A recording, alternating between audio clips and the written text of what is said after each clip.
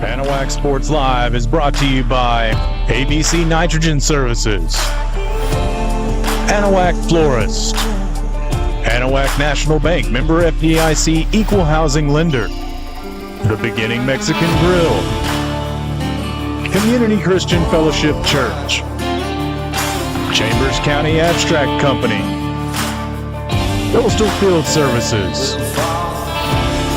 The Crawfish Hideaway, Four Corner Tires and Oil, Your Propane, Jerry's Oysters, Porter's Wild Game Processing and Alligator Farm, Title Services Incorporated, Swaukee Insurance Agency, and Wilcox Drugstore in Anahuac.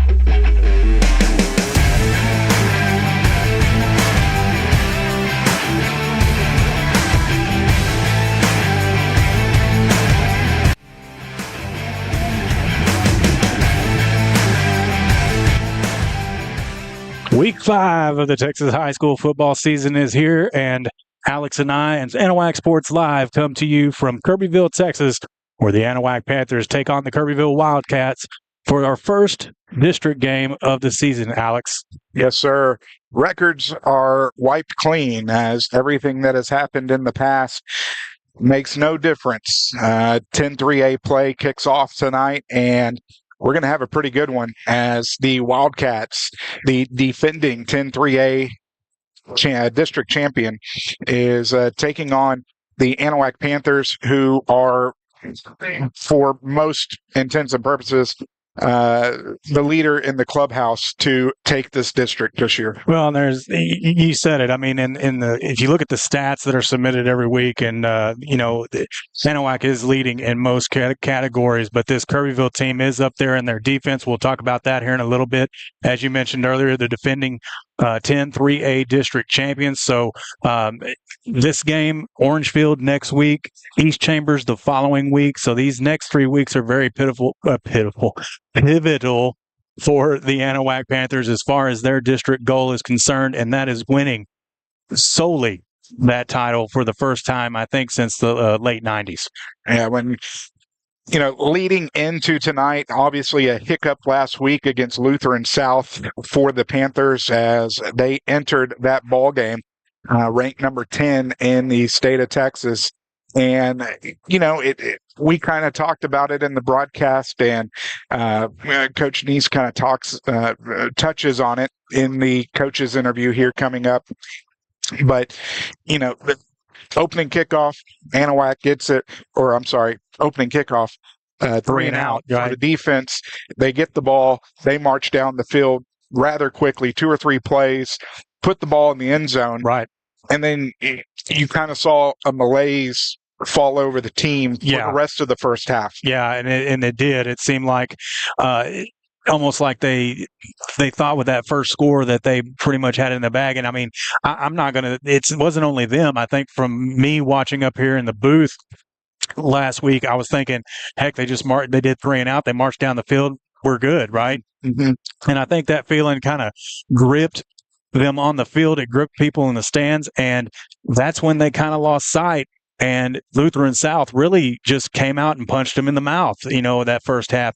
And I'll say it again whenever we talk about the Anahuac Panthers here in a little bit and more in depth on that game last week. It was probably one of the worst halves first halves of football I've seen them play since we've been covering Anahuac Sports Live, and then turn around and see the very best second half I've ever seen them play in the same game. So a lot going on there, but nonetheless, we're moving on. We're on to week 5. It's district play. Like you said, the slate is wiped completely clean, and this Kirbyville team is, they're out to play tonight. Every team in this district is aiming for that target on the back of Anahuac's Panthers jerseys, and it all starts here tonight.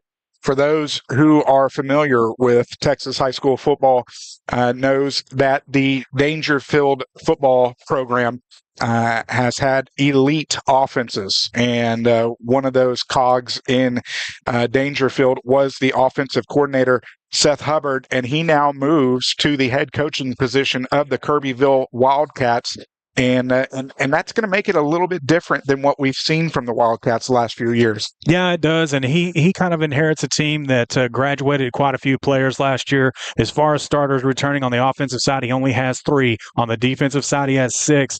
In 2023, as we mentioned before, the District 10 3A champions, 8-3, and they were a by-district finalist last year, 5-1 in district play. There's a few players to watch on this Kirbyville team, however, and that's quarterback and defensive back Jace Huffman. He's 50 of 85, 745 yards so far this year with 6 touchdowns, but he's also got 41 carries, almost 300 yards on the ground, and 4 touchdowns. Yeah, and a couple other players that have been highlighted that I particularly remember from last year: wide receiver, defensive end Ethan Rawls, and running back linebacker David Fusel. Yeah, Rawls, he has 17 receptions, 275 yards, 3 touchdowns. And then TJ Allen on the defensive side has 54 tackles to his credit, 7 of them for a loss. And then there's also running back and linebacker David Russell, 35 tackles to him and 4 of those for a loss. And, Huffman, we talked about him just a second ago. He's going to lead this offense. You'll see him a lot tonight. We'll call his name out a lot tonight. But so far this season, Kirbyville is 3-1. They won against Shepherd in week 1, 34-14. Bridge City took it in the cheek to them, losing in a shutout 50-0 in week 2. Corrigan Camden played them pretty tight game, but the Kirbyville Wildcats ended up winning that one 34-28. Last week, they shut out Warren, though, 40-0. And as far as this offense goes, and I don't know how many times we're going to say it this year, probably a lot, another spread, RPO type offense again. And but they've got a barely, I cannot spit it out tonight, Alex. Fairly balanced attack tonight as far as their offense is concerned. 1,310 total yards, 552 of that coming by way of the run, but 758 of that through the air.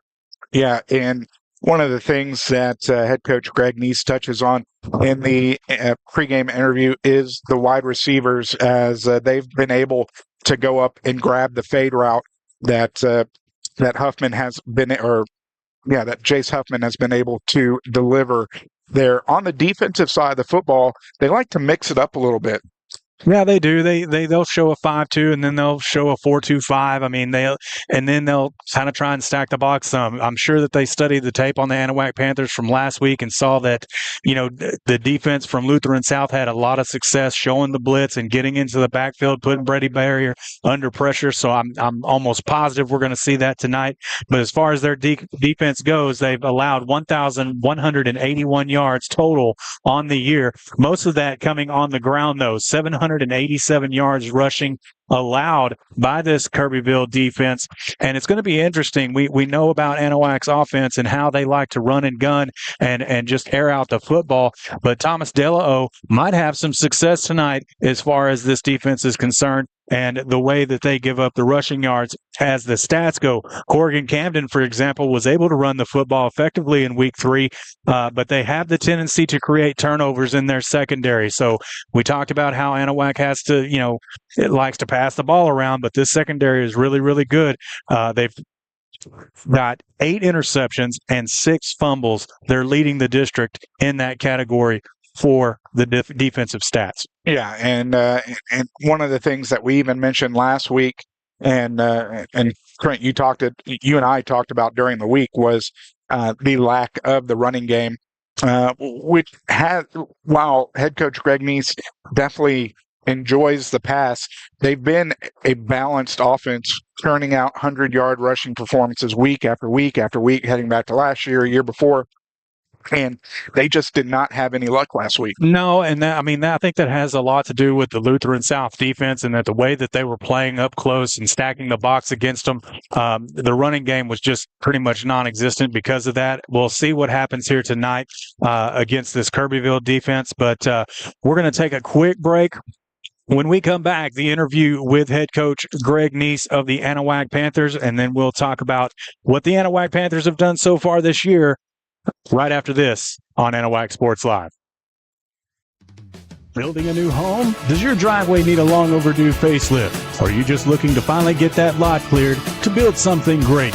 Look no further. Trust the locally owned and operated professionals at Title Services Incorporated. No need to hire multiple contractors. Title Services does all phases of residential and commercial land clearing, house pads, ponds, dirt and rock delivery, and demolition. Call for a free estimate today at 409-267-1057 or visit them on Facebook at Title Services, Inc.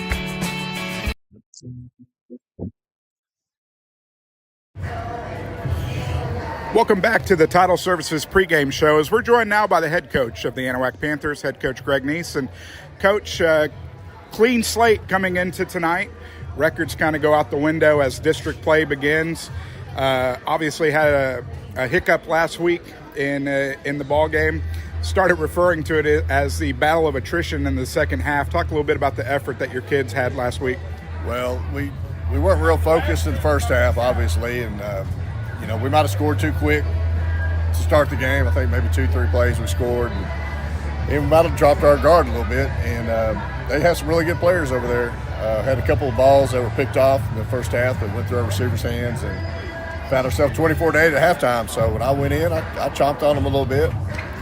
And I think a lot of it was we were ranked number 10 in the state, and everybody's patting us on the back. And I was warning them against that, because it didn't really matter what you ranked.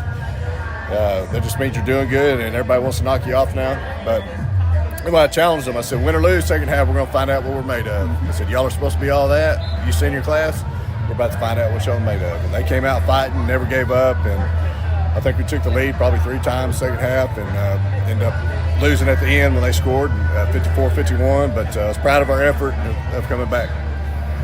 Coming into tonight's ball game against Kirbyville, kind of a revenge factor coming in from last year, as obviously we beat Kirbyville last year. But they were the district champions, though. They were the district champions. Yeah. So obviously the goal coming in, starting district play, is to head towards that 6-0 mark and taking the district championship. Right, absolutely. Well, they reached their goals, and we did not last year. So our best game of the year last year was playing against Kirbyville, and then we dropped some games. I felt that we were better than those teams after that, and dropped some games. So we didn't close the season out, but it was a heck of a game last year. It was a great playoff atmosphere.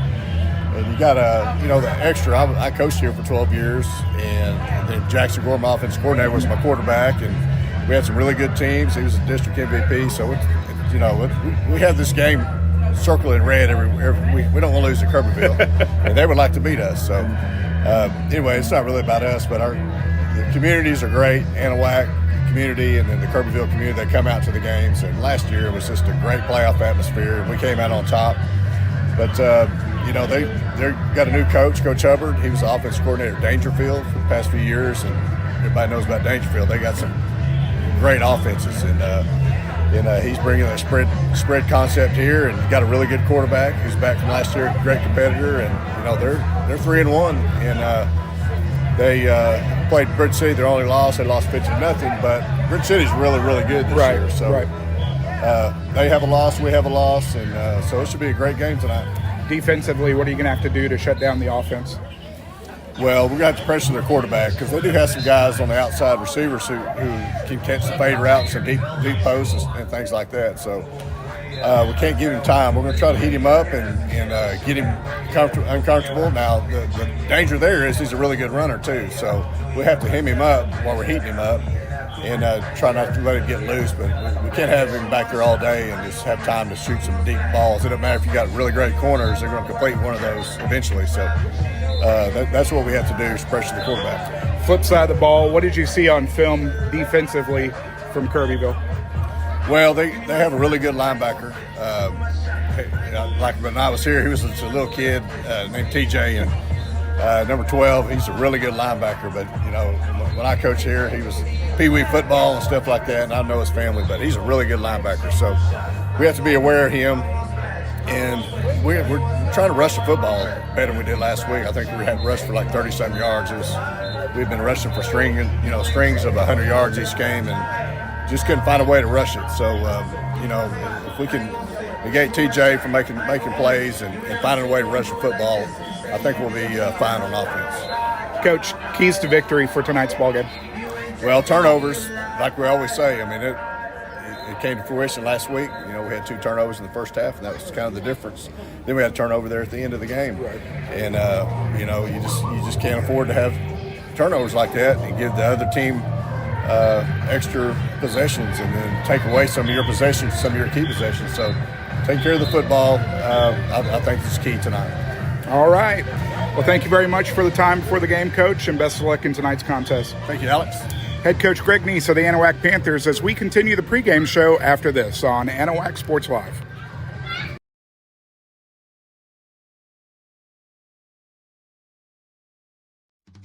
Building a new home? Does your driveway need a long overdue facelift? Or are you just looking to finally get that lot cleared to build something great?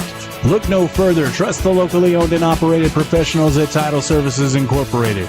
No need to hire multiple contractors. Title Services does all phases of residential and commercial land clearing, house pads, ponds, dirt and rock delivery, and demolition. Call for a free estimate today at 409-267-1057 or visit them on Facebook at Title Services, Inc.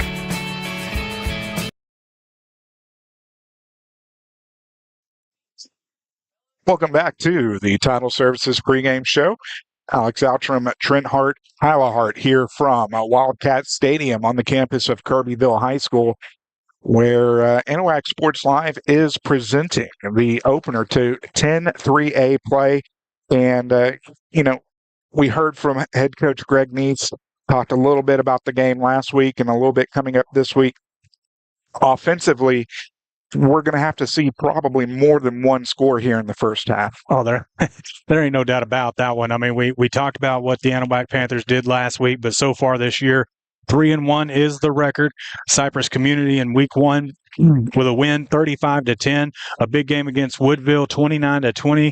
Garrison, they won that matchup, 42-14, and then last week's score was 51-54. As we mentioned earlier, they got off to a very slow start in the first half last week against Lutheran South, only scoring 8 points in that first half, and then coming back from the locker room. Though we probably saw, like I mentioned earlier, the best second half of football that we've seen out of the Panthers in the 5 years that we've covered them. Although they lost last week, the impressive part about it, Alex, was with how they responded and the physicality that they showed in that shootout in that second half against a team that I don't think anyone really expected to be as good as they were. Maybe you, because you were telling me before that football game how well coached that they were going to be, and I had no doubt about the coaching ability, but as far as just their hard-nosed football play, I don't think anybody was expecting that. But Anahuac managed to put up 51 points and a season-high 380 yards of offense, 450 of that coming through the air. Well, and we just heard it from head coach Greg Neese. He talked about going in at halftime, chewing on the team a little bit, and making sure that in the second half of that ball game that they were going to come out and show exactly what they're made of, and that they did. We started calling it the battle of attrition there in the second half, right. As you could tell that both teams were just absolutely worn out. But third quarter, you open it up, you get the opening kick, and in that third quarter, the Panthers put up 4 touchdowns. Yeah, it was awesome to watch, and it made for a great game. The roller coaster ride that we went on, and the ups and downs, and the battle for the lead that was so back and forth between the two teams. But the Panther offense so far this year has 1,691 total yards. That is the most in the district so far. 467 of that coming on the ground, but 1,224 yards of passing, 422 yards per game, and they're averaging just under 40 points per game. So statistically, outside of the 3 interceptions that we'll talk about with Brady here in a little, 3 interceptions last week and then the 2 prior to that, the Anahuac offense has done really, really well. And talking about Brady Barrier, that has, been the talk, pretty much all season, right? Yeah, and when you talk about those interceptions, you can make a case that all 3 last week were, happenstance. The first 2 interceptions bounced off the fingertips of intended receivers. And then the last one, the left end for Lutheran South made just an outstanding play, being able to track down the screen and intercept the football to put the last nail in the coffin for the Panthers last week.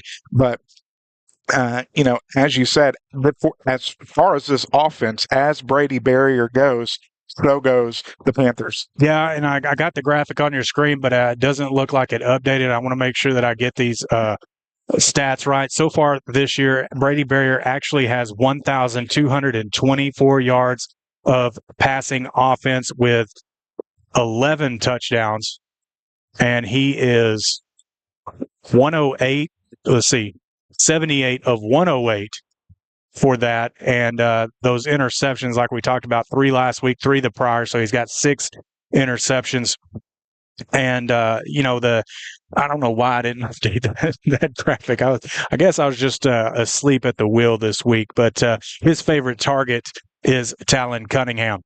Yeah, and Talon has had a great year so far. Obviously, 24 receptions, 421 yards, 3 touchdowns. But the outstanding part is over 17.5 yards per reception for Talon Cunningham. But he is not the only one who Brady Barrier has been relying on, as Logan Trotter's come back from injury and had a fantastic ball game last week. Yeah, an absolute just breakout football game last week for Logan Trotter, the senior wide receiver, with 13 receptions, 330 yards of receiving, 3 touchdowns, right? And then he's averaging, because of those big plays from last week, over 25 yards per reception. And we talk about weapons, and, we got Trotter and we've got Cunningham on the outsides, and then we've got Oscar Garza working out of the slot. Yeah, Oscar Magic Man Garza, 15 receptions, 257 yards, and 2 touchdowns. As the first couple of games of the season was a big chunk of those statistics, carrying the load when Logan Trotter was out. We know that Brady Barrier is going to spread it around, and that also includes Quandre Coate. Yeah, Quandre, I mean, he's really been pivotal on the front and protecting Brady. But we have seen him get open. He's been double-teamed a lot of the times, but he has 17 receptions, 152 yards, 3 touchdowns. He's almost got 9 yards per reception. And, it's going to be difficult for Quandre not to be double-teamed. Well, and one of the things that makes Quandre such a great weapon is, I don't have a statistic in front of me, but if you total the amount of first downs that come off his receptions, I'm going to say over 50% of his receptions have gone for a first down. And with his length, that's what makes him such a great threat. Yeah, it does. We're going to pause here for just a minute.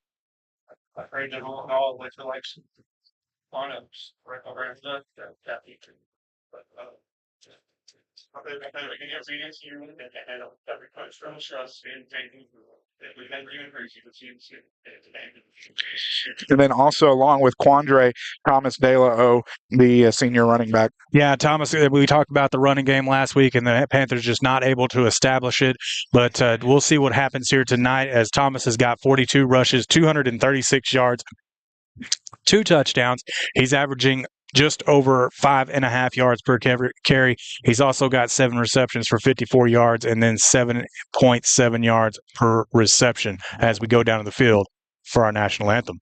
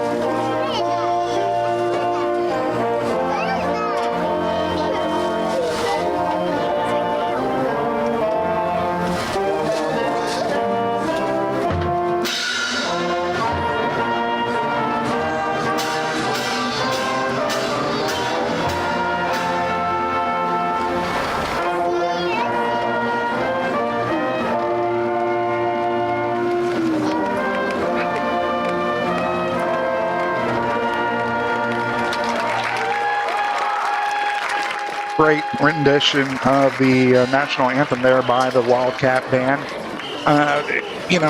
Not to be outdone by the offense. Obviously, when you talk about a head coach, Greg Neese team, you're going to know that the offense is going to be high-powered. But the defense has really stepped up this year. Yeah, they have. I mean, last year they kind of struggled a little bit, but they got to see a much more intense and in-your-face offense last week.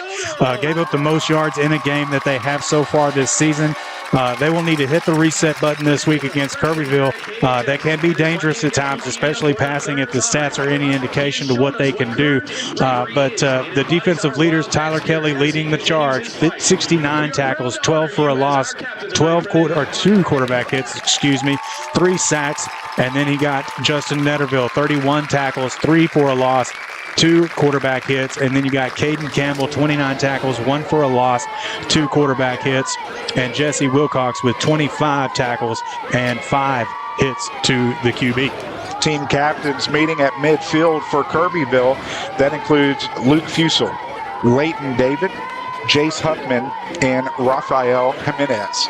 For the Panthers, Brady Barrier, Quandre Coates, Thomas De La O, and Tyler Kelly are your captains for tonight's ball game, as the Panthers have won the toss and they have elected to defer to the second half. Well, they did that last week, and I think you said at the end of the game where I don't think they'll defer to the second half again. Well, again, we're proved wrong, right? So that's going to do it for the Title Services pregame show, as we are set for kickoff here from Wildcat Stadium. And I want to thank Title Services for their sponsorship of the pregame show. Replay tonight being brought to you in part by Crawfish Hideaway, 400 Miller Street in Anahuac, 409-267-6060. Starting back in December, come get your bug on. Also, I want to thank the scoreboard sponsor for tonight, Wilcox Drugstore, 1208 Miller Street in Anahuac. You can reach them at 409-267-6141.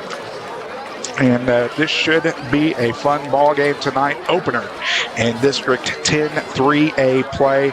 And Trent, this is going to tell us a lot about what this district's going to look like. Yeah, it really will. I mean, these first 2 weeks of district play is just gigantic as far as how this district's going to end up, and it all starts here tonight. East Chambers has got Buna, I think, for their homecoming game this week. And then let me see if I can get them all up here. There it is. Then Hardin is in Orangeville. Hardin is a team that we need to watch out for. They've played really, really well so far in the preseason. Just can't really tell how well that is, looking at the teams that they've played. Oscar Garza has the ball teed up at the Panther 40-yard line. Back deep for the Wildcats is Elijah Johnson. Garza gets into it. End over end kick is going to fall just shy of the 10 across the 20, 25, and it's going to be knocked out of bounds there, as coming in on the tackle for the Panthers is going to be Jason Nelson, as we welcome him back for the first time since the second ball game of the year. Yeah, one of the, I would say one of the really chinks in the armor for the Anahuac Panthers has been kickoff coverage this year. Much better job that time, holding them to the 30. Last week we saw, I think, 2 ran back for a touchdown, wasn't it?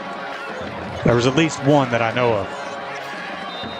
But the Lutheran South team, they had a lot of good field position on multiple occasions. That they did. 4 wide. Huffman out of the gun, looking right, looking left. Gets hammered as he throws, has a man, but it's going to be incomplete, overthrown. And welcome to the ball game, Jace Huffman. Definitely that. He got, as he threw, really got hammered pretty hard, but gets up unfazed. Second down and 10 for the Wildcats.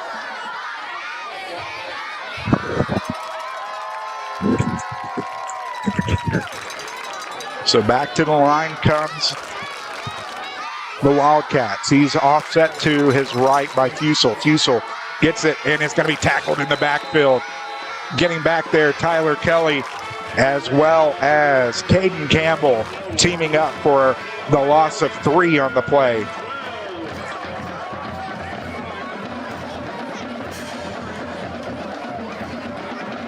brings up 3rd down and long here for the Wildcats early in their first possession. Huffman sets back under duress, delivers, is going to be incomplete over the head of the intended receiver, Cooper Murphy. On the coverage was Oscar Garza, and that will be 3 and out for the Wildcat. A good way to start it with a 3 and out, start the game. We saw the same thing last week. This defense is just going to have to keep that intensity up and being physical at the front line.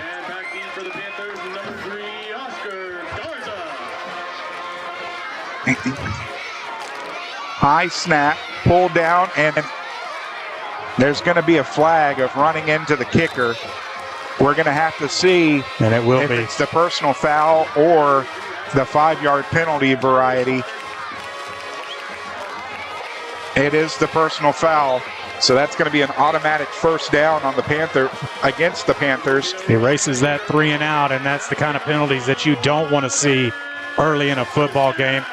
Gives them an automatic first down, and they're going to have to hit that reset button this time for the Wildcats. First down of the ball game will move the ball from the 27 to the 42-yard line.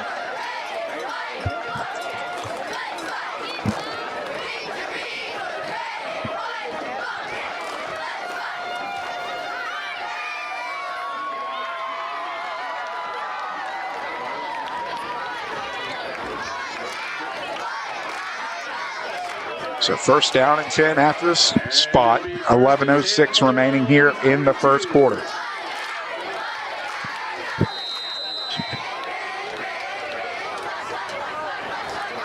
Huffman, quick toss, is going to be bobbled and incomplete.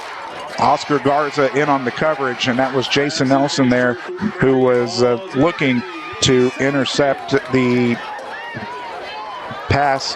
It was actually Jackson Leaf tag teaming there with Oscar Garza here to the near side. The Wildcats moving left to right as you look to your screens and listen. 4 wide, 2 to each side from the near hash.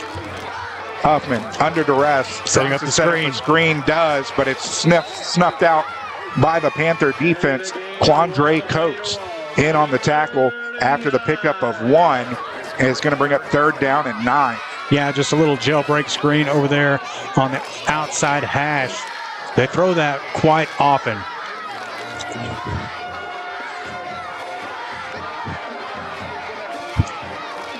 Huffman out of the gun, rolling right with trips to the near side. Pass is complete, but he is not going to have anywhere to go. Going to get back to the line of scrimmage, and that will be that. Jackson Leaf again on the coverage. And again, I mean, you can call it, I guess, back-to-back 3 and outs if you wanted to. Elijah Johnson in on the reception.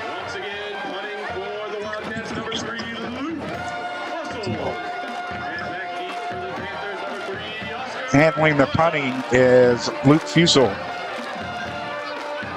Back deep for the Panthers, Oscar Garza. Gets the kick underway. Garza calling for a fair catch. Muffs loses the ball. And it's going to be a turnover on the Panthers. Man. As the Wildcats recover, Leighton David down there to make the recovery for the Wildcats. So two huge breaks for the Kirbyville Wildcats early in this football game. The running into the kicker earlier, and now the muffed punt reception. And now they'll have excellent field position to start this next series. From the Anahuac 28. Wildcats using up some of their seven lives here in the first quarter. Out of the pistol, handoff, Fusel, right side, trying to get the edge, does. Down the sideline he goes, going to get pushed out of bounds. Looks like he's going to have a pickup of 10, and that was actually David Fusel.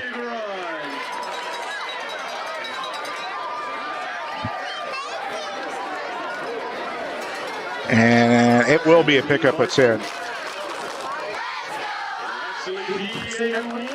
So inside the red zone, the Wildcats go.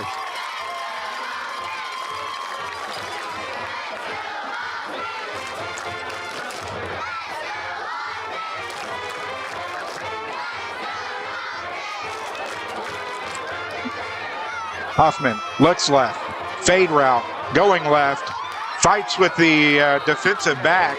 Outstanding coverage out there as on the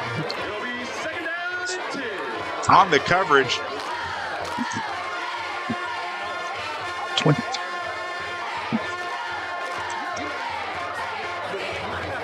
25. Trey Smith in on the coverage for the Panthers. Brings up 2nd down and 10.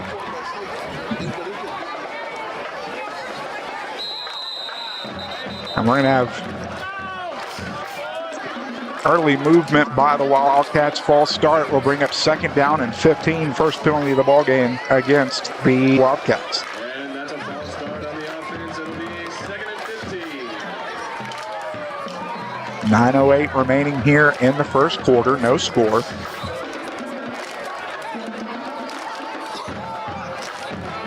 High snap, fakes the handoff, looks right down the middle, has a man. It's caught, but it's going to be taken down pretty quickly. Looks like it's going to be a gain of 7, as that was Johnson. And that's going to bring up 3rd down. 3rd down and a long 8, short 9. 0 for 2 on 3rd down so far for the Wildcats here in the first quarter. Huffman under pressure, avoids the sack, looking downfield, has a man in the end zone. It's going to be incomplete. And that'll bring up 4th down.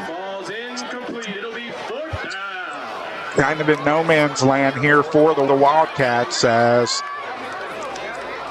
well, it does look like they're going to bring their kicking team onto the field. Line of scrimmage is at 18. Would spot the ball at the 23, would make it a 33-yard field goal attempt here with 8:22 remaining in the first quarter. Luke Fusel.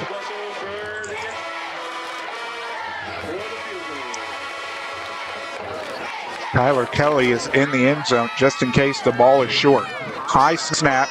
It delays the kick. It's going to be blocked. It's going to be blocked, and in on the block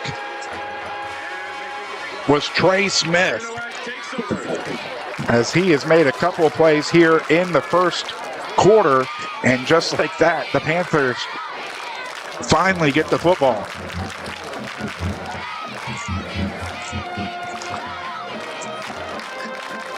So this will be the first possession of the ball game here for the Panther offense.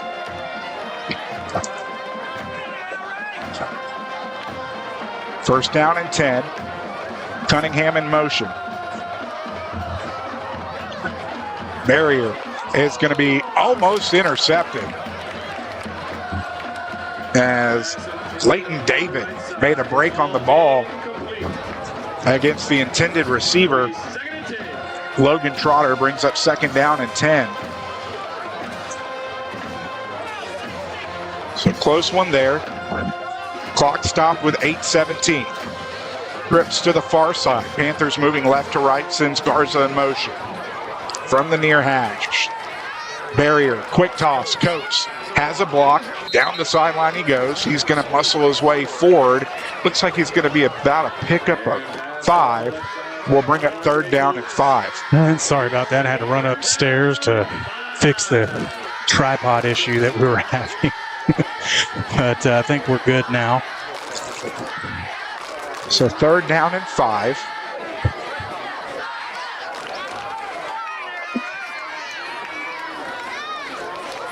Barrier sends De La O in motion. Snap back. Under pressure. Quick throw. Coates first down after the pickup of 6. Give him 7. Yeah, just a quick pass over the middle there to Quandre. And already we're seeing Quandre get a little bit more looks than we've seen all year. Quickly to the line of scrimmage. From the 36, handoff. De La O straight up Broadway, fighting his way forward. Is going to push across the 40 to the 41. That's going to be a pickup of 5. 2nd down and 5. Quickly to the line of scrimmage. Sends De La O in motion. 4 receivers, diamond formation to the far side. Quick toss. Garza Garza across the 40, makes a man miss across the 45, falls forward to the 46, and we'll see where they spot it. If it's going to be short or if they're going to move the chains. They are going to move the chains after the pickup of 5. Yeah, first time that we've seen that 4-diamond stack set over there on the far side this year. Second first down. De La O, left side, is grabbed by the face mask. There it is. I didn't know if he was grabbed by the horse collar or by the face mask. It was clearly his head turned.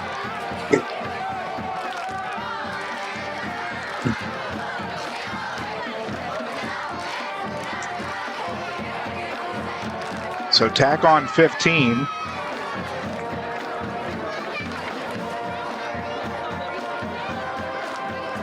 Will be the third first down of the drive for the Panthers, and this ball will move it into Wildcat territory to the 36. First down and 10. Clock rolling, 6:40 remaining in the first quarter.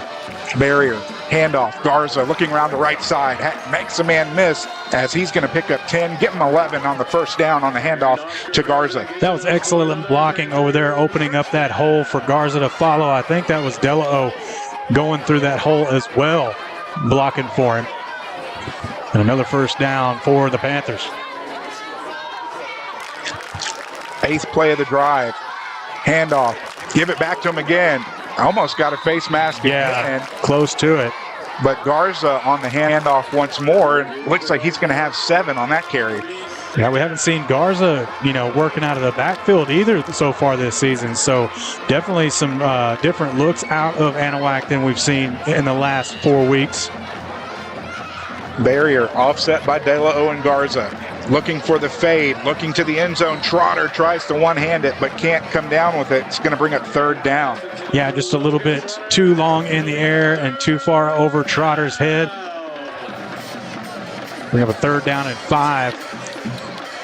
Have to get down to around the, I want to say the 13 or 14 to get the first down.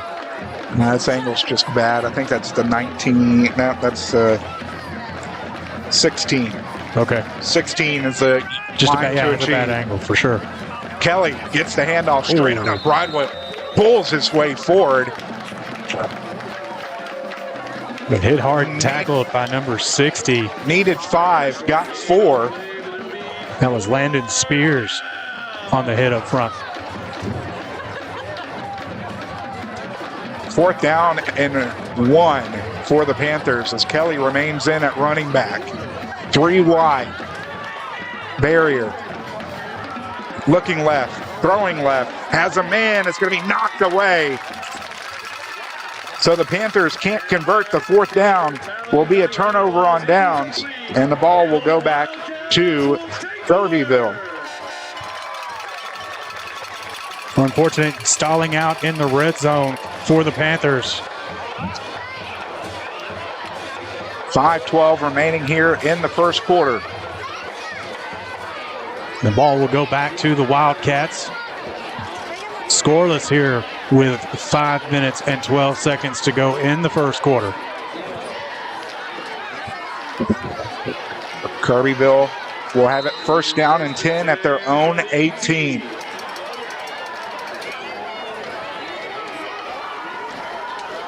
Four wide. Pistol formation for the Wildcats. Toss, caught, and broken up. I would call it incomplete. Intended receiver was Cooper Murphy.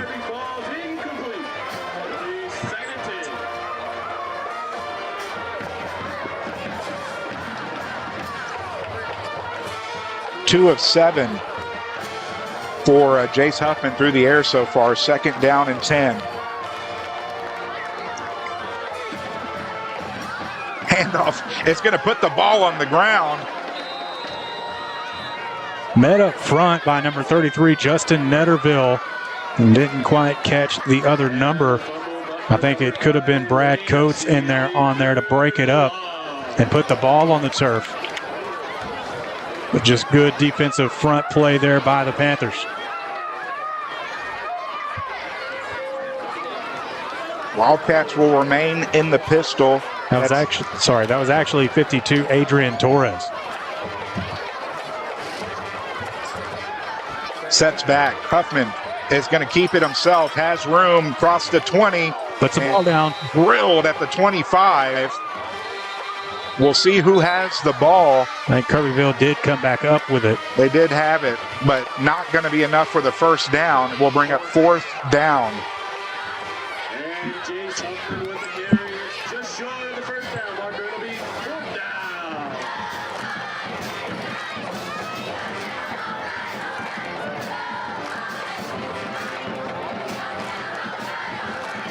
So Luke Fusel will come back on to handle the punting duties for the Wildcats. Running once again. Oscar Garza back deep for the Panthers. High kick is going to take a fantastic Wildcat bounce as it lands at the 42 and takes a bounce inside the 30 down to the 28. And that is where the Panthers will set up shop for their second possession here of the ball game. Yeah, that first possession, stalling out in the red zone, as mentioned earlier. The Panthers probably kind of getting a little bit anxious to put some points here on the board. So they'll have it at their own 28. 3:27 remaining here in the first quarter. Want to thank our first quarter sponsor, Anahuac Florist. We'll give more information after this. Jet sweep goes to Garza across the 30, tries a spin move, is going to get to the 32. That'll be a pickup of 4. Third carry of the ball game for Oscar Garza for 22 yards. I'm sorry, that's not a rush. That's considered a pass.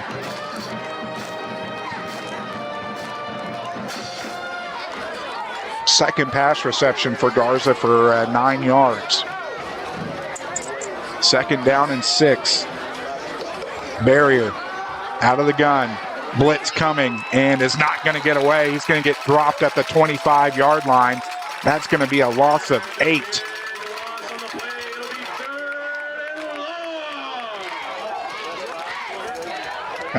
Anahuac Flores 409-267-3875. You can reach them on the web at AnahuacFlorist.com. Third down here for the Panthers and 14. 1 for 2 on third down.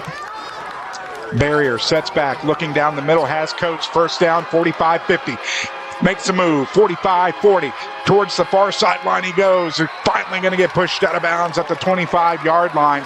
Huge pitch and catch from Barrier to Coates. And another seam over the middle for Coates. We'll try to get the Crawfish Hideaway instant replay in. As Barrier looking at him the whole time and breaks that tackle, makes a move toward the outside sideline down there, then finally pushed out. Handoff, De La shoves the defender out of the way, fights his way forward, and is going to pick up 10 yards to move the chains. First down. I was looking at the replay and didn't even get to see De La carry there with first down for the Panthers. De La pitch right, cuts it back up, and is going to pick up a couple. And I guess they'll officially mark it a first down this time. He had picked up a long 9, was second in inches. The ball is going to be spotted at the 12-yard line. And so the Panthers can get a first down to the 2.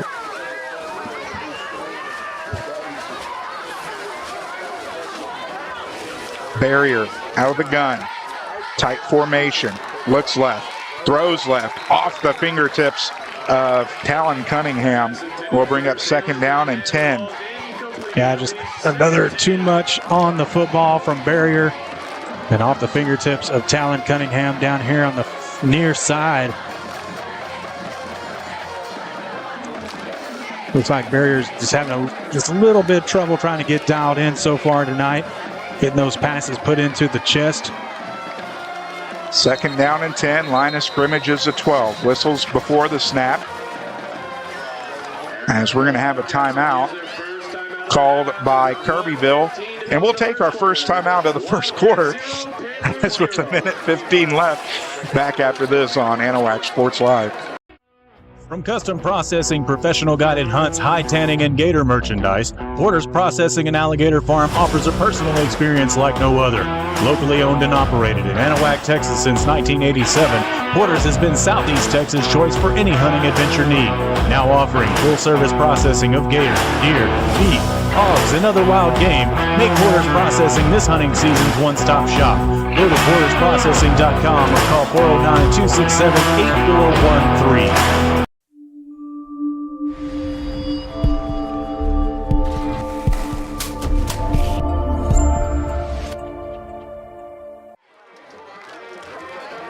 Back here from a Wildcat Stadium.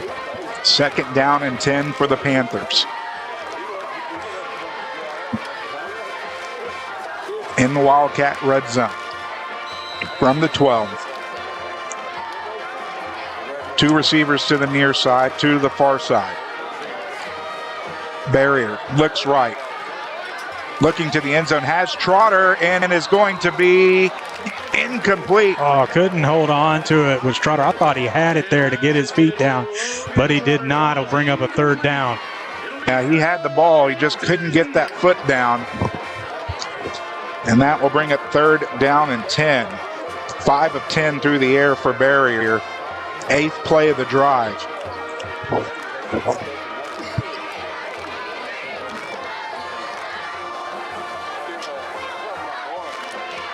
Third down and 10 from the 12. Barrier out of the gun, offset by Thomas DeLo. Cunningham in motion. Snap back, looking right, looks left, delivers a rocket to Coates in the end zone, touchdown from 12 yards out. And Quandre was definitely covered well there, but I mean, like you said, an absolute laser beam to hit him. As we'll take another quick look back at it, hopefully before they snap the ball out of the swinging gate. Barrier looked over to his right, nothing there. Quandre just had to go up for it and pulls it back in.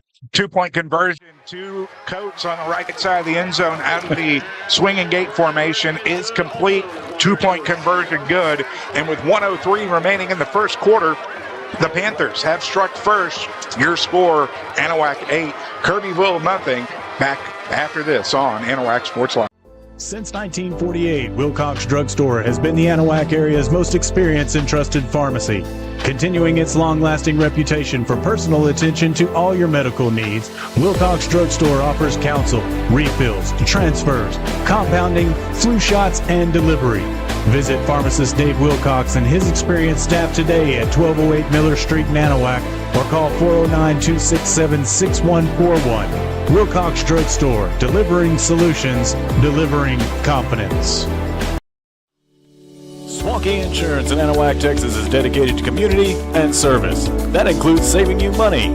With access to over 30 carriers, Swanky Insurance will give the personal attention that you deserve and tailor any policy specifically to your needs. From home, auto, flood, and windstorm, they are the one-stop insurance agency.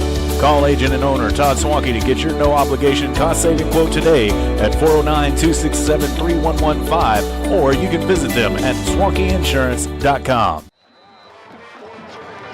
Alex Outram, Trent Hart, Kyle Hart back here from Wildcat Stadium in Kirbyville, Texas, where the Panthers drove 72 yards in 2 minutes and 24 seconds as the drive was capped off by Quandre Coates on a 12-yard pass from Brady Barrier. The 2-point conversion was good, making your score 8-0 on the Wilcox Drug scoreboard.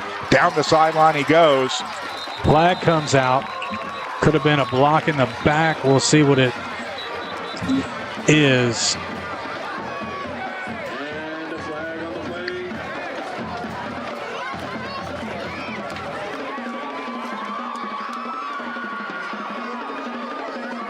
That's exactly what it is. So that'll push the good starting field position for the Wildcats back.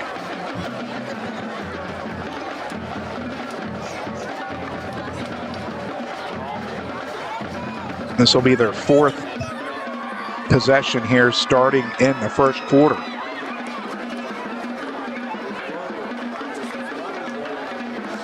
They'll mark the penalty off to the 29, and that is where the Wildcats will set up shop here for their next possession.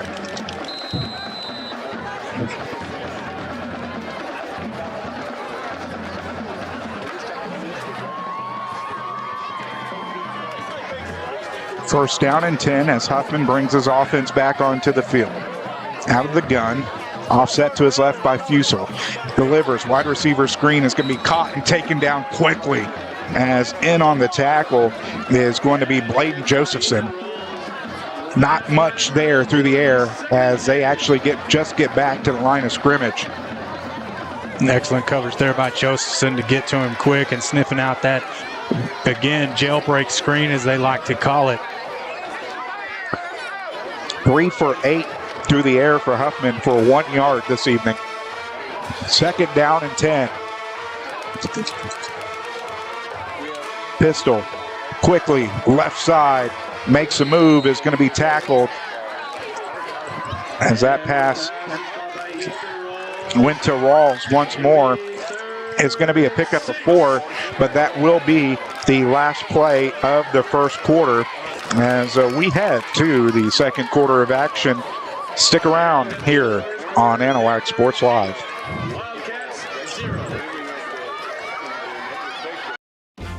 Want to know Anahuac's best kept secret? The Crawfish Hideaway is just that. From fresh Cajun boiled crawfish, shrimp, snow crab, and even homemade gumbo. While you're there, be sure to try their famous fried gator bites or boudin egg rolls. Starting in December, come get your bug on at 400 Miller Street in Anahuac, 409-267-6060, or you can find them online at crawfishhideaway.com. The Crawfish Hideaway, proud supporters of Anahuac ISD and Panther Athletics. Coastal Field Services, Southeast Texas' go-to company for right-of-way mowing, land clearing, site preparation, industrial commercial herbicide application, and industrial commercial site ground maintenance. No matter what your property maintenance or clearing needs are, you can rely on the professionals at Coastal Field Services. For more information, call 832-900-9800, or you can visit them at coastalfieldservicesllc.com.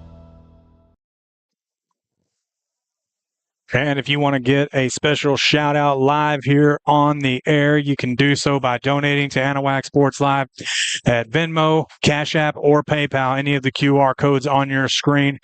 Or you can type in at Anahuac Sports Live on Venmo, the $sign Anahuac Sports Live on CashApp. Of course, Anahuac Sports Live appreciates everybody for tuning in tonight and everybody that contributes in support of ASL. Third down and 6. Pass is going to be complete and is going to get the first down.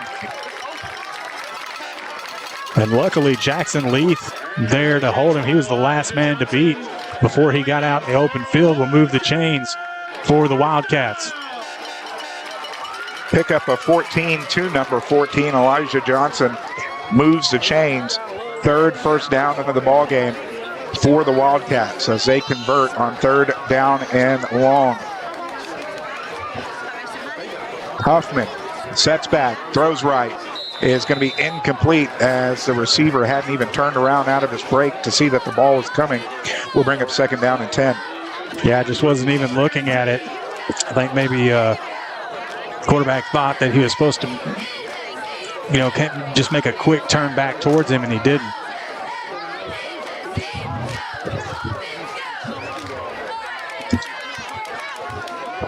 Second down and 10 from the Wildcat 47. Under pressure, screen is going to be caught and dropped at the line of scrimmage.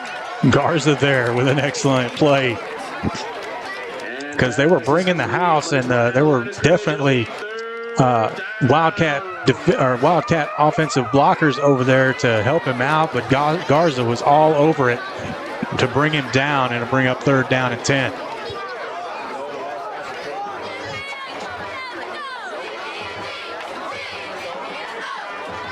Clock rolling, under 11 minutes remaining in the first half. Huffman out of the pistol. It's going to have movement before the snap, and that's going to make it third down and 15. Third penalty of the ball game.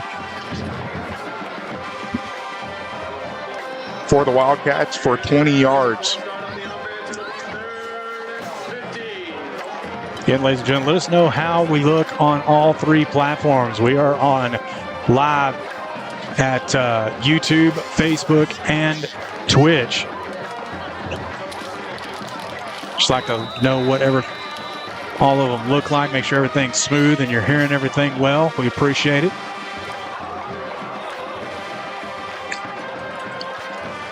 So 3rd down and 15.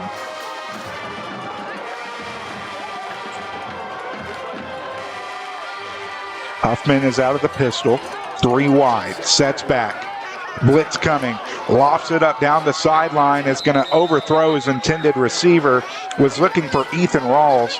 No chance of that. And that will be 4th down for the Wildcats. And thank you so much, Haley McDaniel, wanting to send a shout out for happy 18th birthday to her sister, Caitlin McDaniel, one of the, what she says, water girls down there, but part of the Anahuac ISD medical team. Happy birthday. 4th down and 15 as Fusel set back to handle the punt. Snap back. High. Nice punt. Waved fair catch by Cunningham as he'll take it at the 21, and that is where the Panthers will set up shop here for their 3rd possession on offense.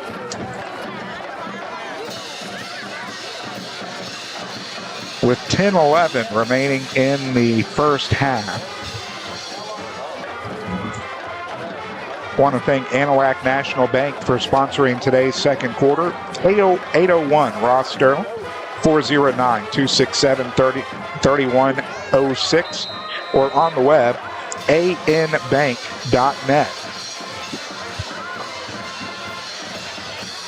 Out of the gun, offset to his right by Dello. Here in the second quarter, Panthers moving left to right. Quick pass is going to go to Trotter. Trotter is going to cut across the middle.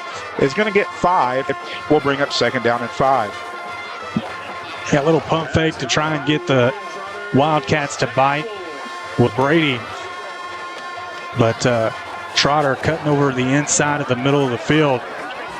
And a good little pickup, 2nd down and 5. Trotter's first reception of the ball game.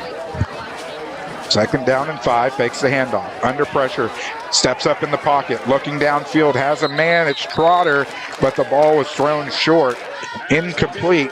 We'll bring up 3rd down and 5. It's not the first time that we've seen Brady flushed out of the pocket. Did a good job stepping up. Surprised he almost didn't tuck and run there.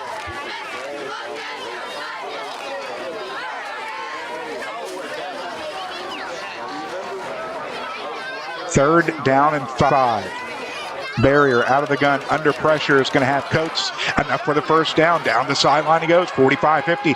Across midfield is going to be pushed out of bounds at the 45. That's going to be a first down into Wildcat territory.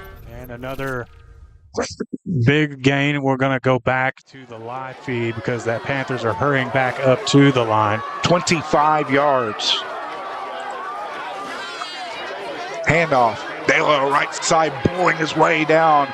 Is going to pick up good yardage there. And chunk yardage for Dello, his biggest gain of the night. Actually, his biggest gain out of the last 2 weeks. Dello on the pickup at 18, pitches it back to him. Is only going to pick up a couple. 6 carries for 40 yards for Thomas Dello. 2nd down and 9.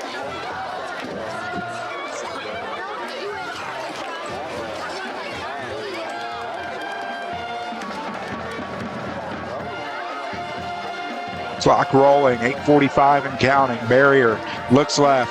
Quickly, Cunningham is going to get pushed out of bounds. Looks like you got about 2 or 3 short. So give him a pickup of 6.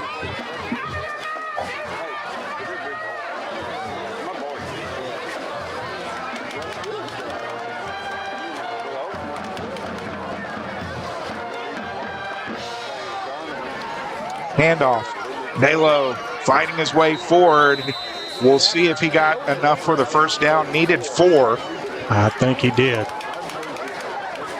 Just seeing where the line judge there is on the far sideline. It looks like it. And then the ball got pushed back a tad here at the line. So he got 3, 4th down and 1. Quickly, Garza down the right side, into the end zone, touchdown. From 18 yards out, the quick play gets him off balance and into the end zone. We'll go back to that crawfish hideaway replay here in a minute. I don't want to miss another 2-point conversion.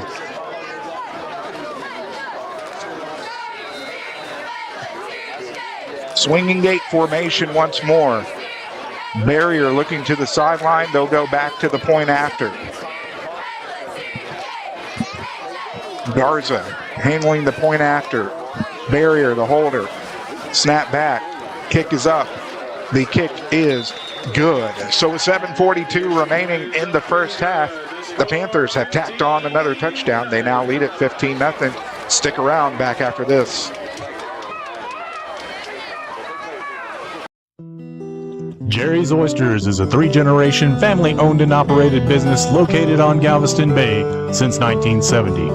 Offering fresh, hand-shucked, and in-shell oysters year-round, Jerry's Oysters are available at your local H-E-B, or you can make a visit to their location in Smith Point, Texas. Locally sourced, high-quality, wild-caught, where our world is your oyster. For more information, call 409-355-2243 or go to jerrysoysters.com. Gore Propane, family owned and operated by Jimmy and Renee Gore, has been servicing chambers in surrounding counties since 1998. Gore Propane is the go-to company for all your propane needs, offering competitive pricing on tank sales, lease, residential, and commercial propane sales and bottling. They also offer automatic route and will call propane delivery for your convenience. Senior and veterans discounts available. Call Gore Propane today at 409-389-2245.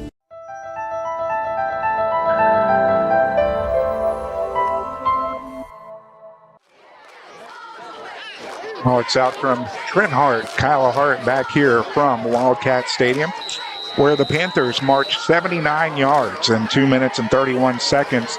Drive capped off by an 18-yard barrier to Garza. Hook up. The point after was good, and Anahuac now leads at 15-0 on your Wilcox Drug scoreboard.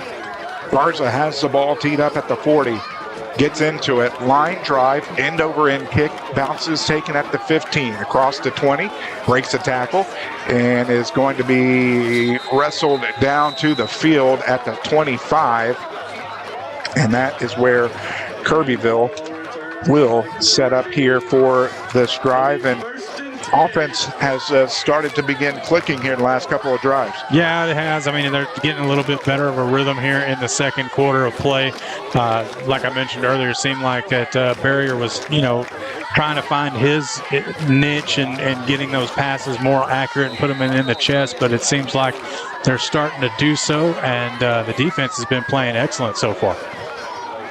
First down and 10 for the Wildcats. Trips to the near side. Handoff, and is going to be corralled in the backfield. Just an absolute host of Panther defenders getting back there, as that's going to be a loss of 2. Brings up second down and 12. I saw Tyler Kelly. I saw Justin Netterville. I saw Ryan Velasquez also in on it. That's who else. So loss of 2. 3 carries for 5 yards for David Fusel. Second down and 12. Huffman is going to be over the head of his intended receiver, as boy, oh boy, coming up close to the interception there was Jackson Leaf. And just like that, that brings up third down. 1 for 5 on third down this evening for the Wildcats.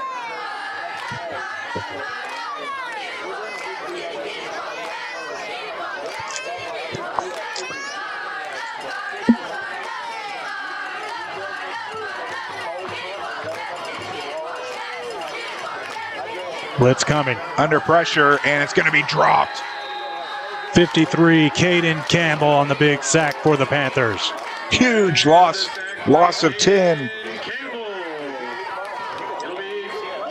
Brings up fourth down with 6:40 and counting remaining here in the first half as the blitz was dialed up on third down. Yep, and left unblocked was Caden Campbell getting to him back there.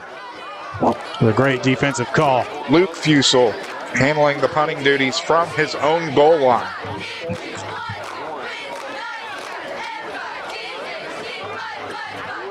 Back deep is Cunningham.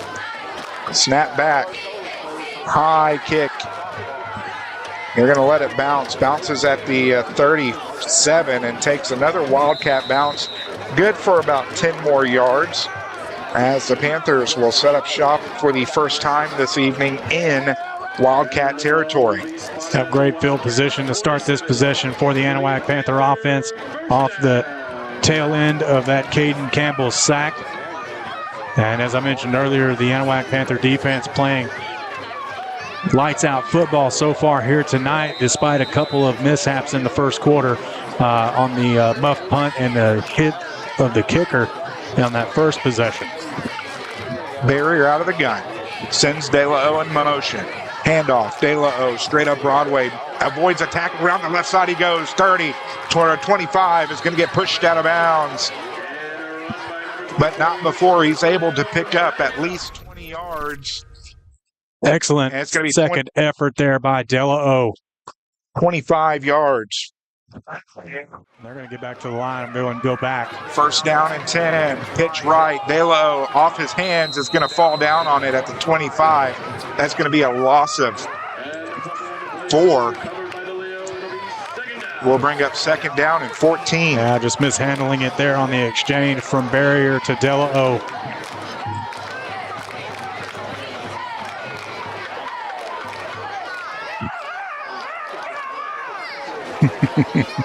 Second down and 14. Clock ticks under 5.5 remaining here in the first half.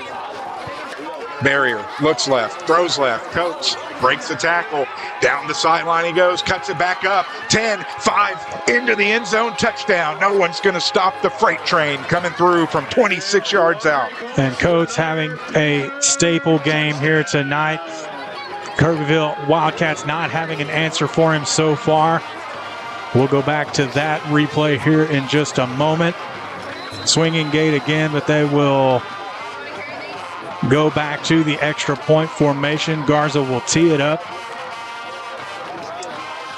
Barrier handling the snap. Snap back. Kick is up. And the kick is good. With 5:13 remaining in the first half, the Panthers add on another.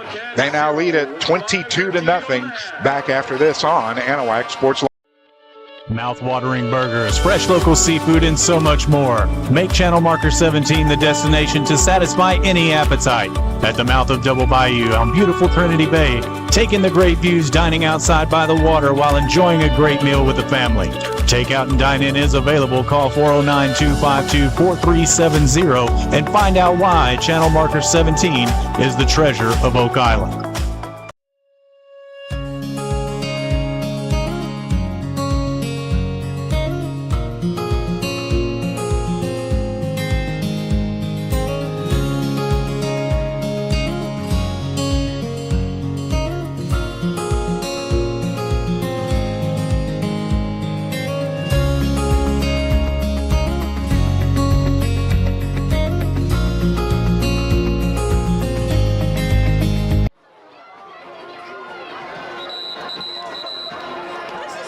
Back here from Wildcat Stadium on the campus of Kirbyville High School, where the Panthers have put up 2 touchdowns in the second quarter to extend their lead 22-0. 4 plays, 51 seconds as the Panthers drove 47 yards. It was a 26-yard pass and catch from Barrier to Coates. The point after was good. Your new score, 22-0 Anahuac on top of Kirbyville with 5:13 remaining in the first half. Yeah, definitely capitalizing on the good field position and the great defensive play by the Panthers and the Caden Campbell sack earlier. Plenty of time here in the first half. Garza high end over end kick taken at the 19. Across the 25. Cuts it back upfield. Tyler Kelly makes sure that it gets stopped there at the 30. And a flag comes out for some extracurricular. While they're sorting that out, we'll go back to the scoring play from Brady Barrier to Quandre Coates. As you can see, Coates lining up out of the tight end position, makes one man miss, stays on his feet, splits the field, cuts back toward the middle, and they're not even going to touch him. And Quandre Coates getting in to put 6 more on the board for the Panthers to make the score 22-0 here with 5:05 remaining in the first half. Didn't see what the First penalty foul was. against the Panthers for face mask will move the ball up 15 yards here.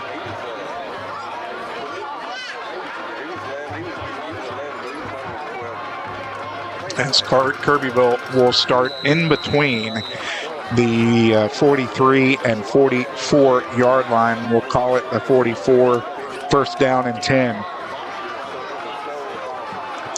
Kirbyville with 2 timeouts remaining here in the first half. Pistol formation. Fakes the handoff under all sorts of pressure. The whole offensive line was shoved back into Huffman's face. Fantastic effort up front by the Panthers defense. It's going to be a loss of 2 on the sack. Yeah, the defensive front is doing an excellent job getting off the ball and pushing into the backfield. And we saw it once again there for a loss of 2. Going to bring up second down and long. Second down and 12 as Huffman gets the play call from the sideline. 4 wide for the Wildcats, pistol formation. Gets it pressure again, sets up the screen, has plenty of blockers. And there he goes down the near hash. Block, only one man to beat. He's going to run right by him. Touchdown, Kirbyville from 57 yards. Yeah, I mean, they were bringing the house, and we'll go back. We got a player down, but we'll go back to the replay to see what happened. Excellent penetration under all kinds of stress, but there's plenty of blockers on that jailbreak screen, and he just broke it all the way to the house for the touchdown and the Wildcats. As we're going to take a quick break, ladies and gentlemen, but we'll be back here shortly on Anahuac Sports Live. Hello, my name is Mark Poggles, and I'm the pastor at Community Christian Fellowship Church in Oak Island, Texas. I would like to personally invite you to join us for Bible study during the week and our church services on Sunday morning. We have a nursery for the little ones, and our church family will greet you with a smile on their face and a loving heart.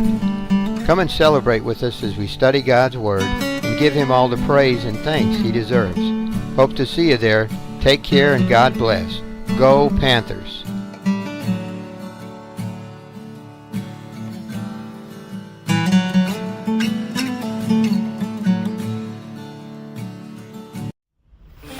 Anahuac Sports Live is brought to you by ABC Nitrogen Services, Anahuac Florist, Anahuac National Bank, member FDIC, equal housing lender, The Beginning Mexican Grill, Community Christian Fellowship Church, Chambers County Abstract Company, Coastal Field Services, The Crawfish Hideaway, Four Corner Tires and Oil, Your Propane,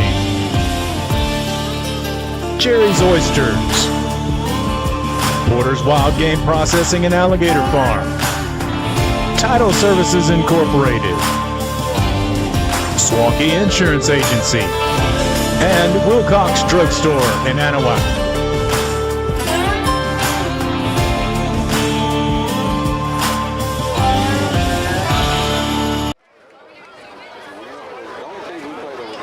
Welcome back, ladies and gentlemen, to Anahuac Sports Live, where Kirbyville has just scored. New score is 22-6 on the Wilcox Drugstore scoreboard.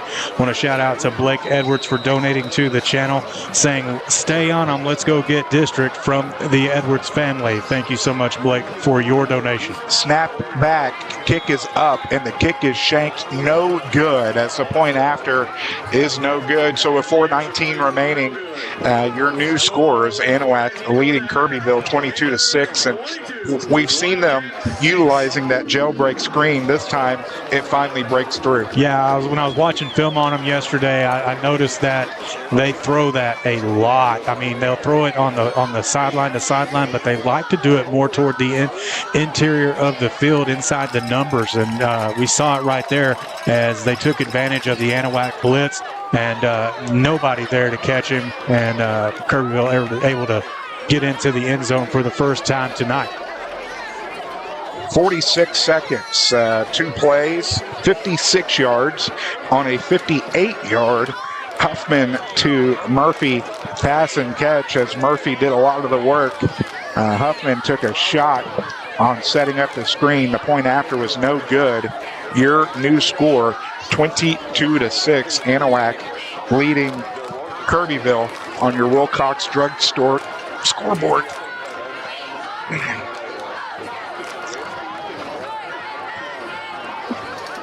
Beautiful evening here in Kirbyville, as the last couple of days have been fantastic weather.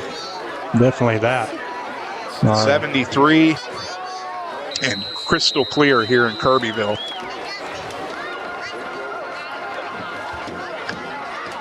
Fusel has the ball teed up at the Wildcat 40. Our thoughts go out to those that are in Florida and waiting for the impact of that hurricane. Pooch kick is going to take a bounce and needs to be taken. Ball. And the Wildcats have it. I don't know what the miscommunication there was on the return team, as I don't know, maybe they thought it was a punt and they didn't have to get on top of the ball. No one wanted to take charge was the issue. Yeah. We'll go back to that one real quick. Little pooch kick hits the ground, and they just kind of looked at it. And I don't know what was going on that, but nonetheless, Kirbyville's ball with excellent field position here after their score.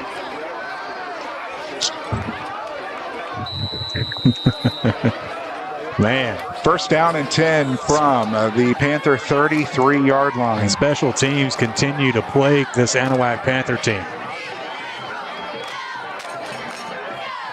4:16 remaining in the first half, and that is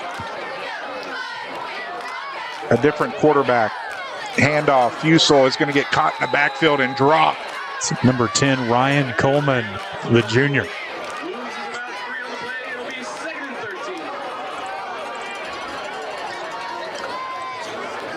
Fusel with a loss of 3, 4 carries, 2 yards, second down and 13.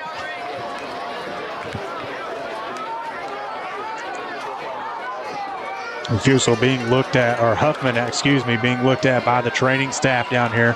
Looks like he's all right. Coleman lofts it up, and it's going to be intercepted.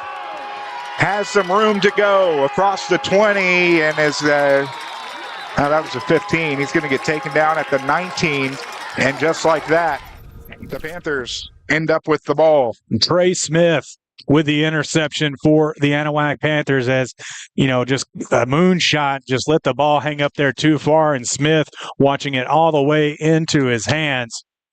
Trey Smith having a fantastic ball game so far this evening.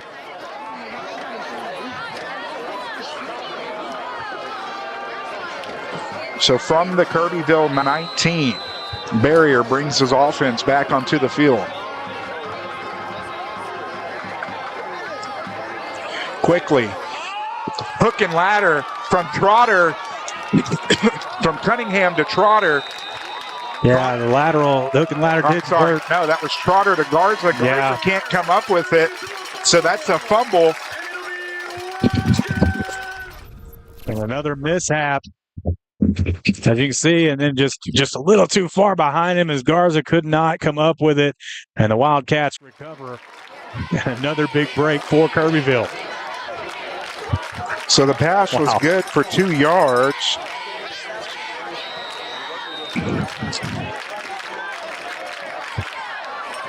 As you said, first down and 10 for Kirbyville with 3:22 remaining here in the first half. Like a huge defensive play, and then followed up by that. Is definitely unfortunate. High snap. Coleman delivers too high. Will be second down.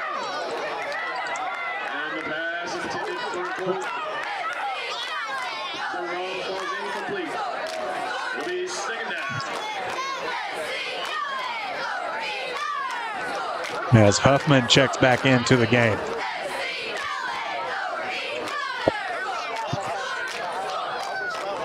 Second down and 10 from the Panthers 16. Clock stopped with 3:18 remaining in the first half. Blitz, and it's going to be stuffed in the backfield. Tyler Kelly for the tackle for a loss. Big hit by Tyler Kelly, making his presence known all over the field tonight. David Fusel started with a rush for 10 yards and has gone backwards ever since then. 5 carries, 0 yards. Third down. 1 for 6 on third down, and this one is 3rd and 14.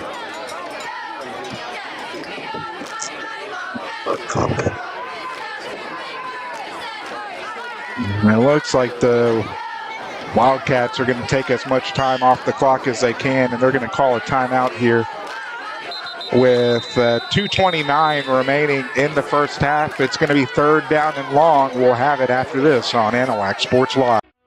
From custom processing, professional guided hunts, high tanning, and gator merchandise, Porter's Processing and Alligator Farm offers a personal experience like no other. Locally owned and operated in Anahuac, Texas since 1987, Porter's has been Southeast Texas' choice for any hunting adventure need. Now offering full-service processing of gator, deer, beef, hogs, and other wild game, make Porter's Processing this hunting season's one-stop shop. Go to portersprocessing.com or call 409-267-8413.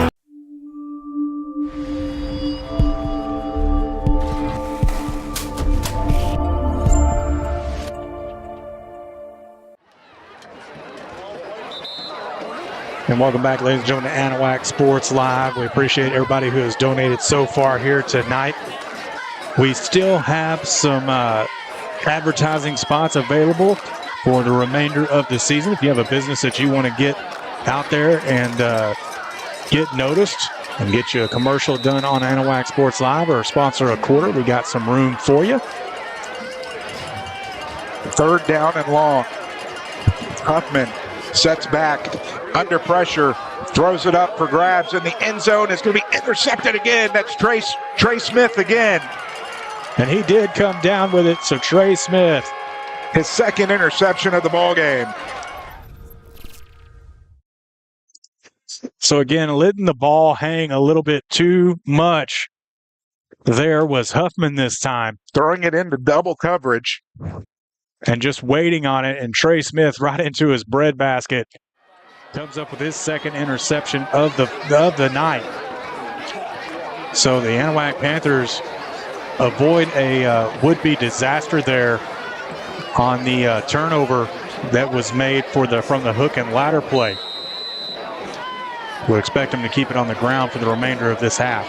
From the far hash, Barrier keeps it himself straight up Broadway. Is going to get met, but not before he picks up, looks like 4 to bring up 2nd down and 6.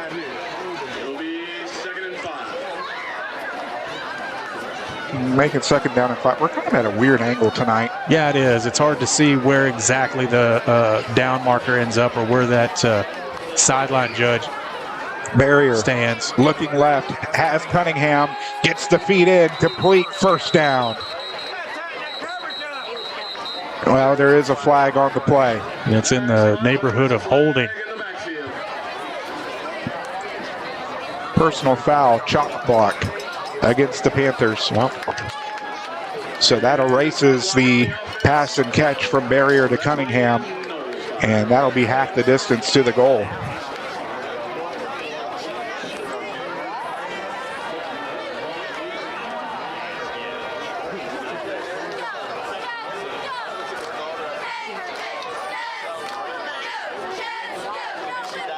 No, I'm sorry. That was at the 25. So, yeah, they'll mark it off to the 10. It's going to be 2nd down and 20 after the 15-yard penalty. So erases the catch by Cunningham. First chop block that we've seen this year out of any game. So 2nd down and long here with 1:47 before the half. Panthers have all 3 timeouts.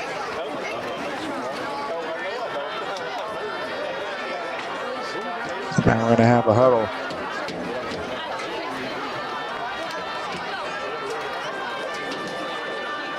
Barrier didn't like something that he saw. Not sure what they had to come in and talk about. 2nd down and long. Play clock rolling. Barrier quickly. Coates has it. Cross the 20. Pulls the defender over. That's going to be a pickup at 10. We'll bring it 3rd down and more manageable.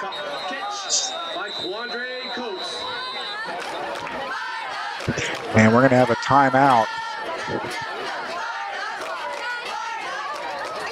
I didn't see who called it.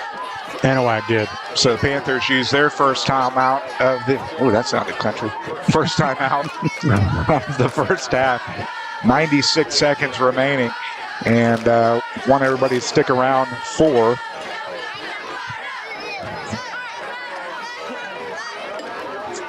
Coastal Field Services. the Coastal Field Services halftime show.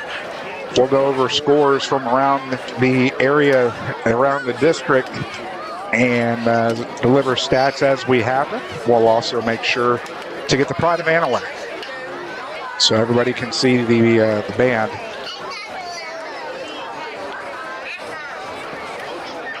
I can tell you right now,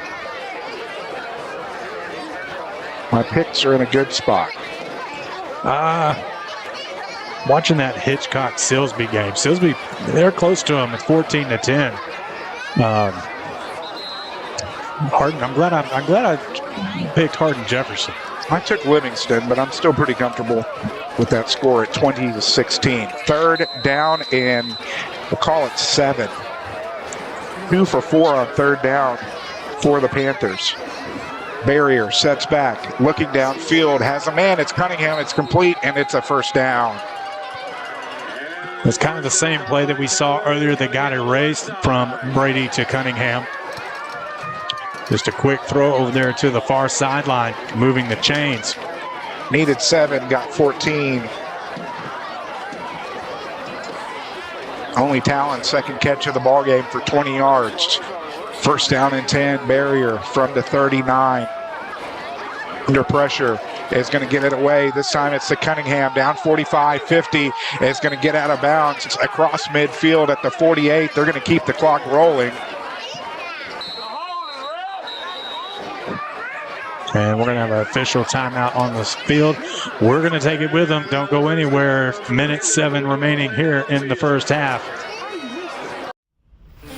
Anahuac Sports Live is brought to you by ABC Nitrogen Services, Anahuac Florist, Anahuac National Bank, member FDIC, equal housing lender, The Beginning Mexican Grill, Community Christian Fellowship Church, Chambers County Abstract Company, Coastal Field Services,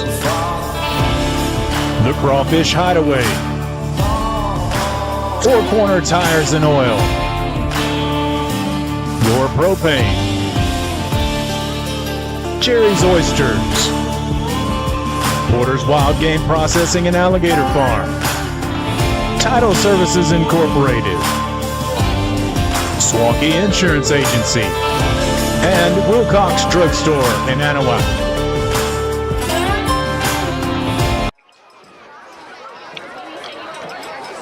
First down and 10 in Wildcat territory for the Panthers. We'll tick under 60 seconds remaining in the first half. Barrier out of the gun. Looking left, fakes. Rolling into pressure, rolls out of pressure, looking downfield, delivers, and is going to be overthrown for his intended receiver, Logan Trotter. He almost turned the wrong direction as he had to reverse his field twice. 2nd down and 10 from the Wildcat 48. Clock stopped with 53 seconds remaining.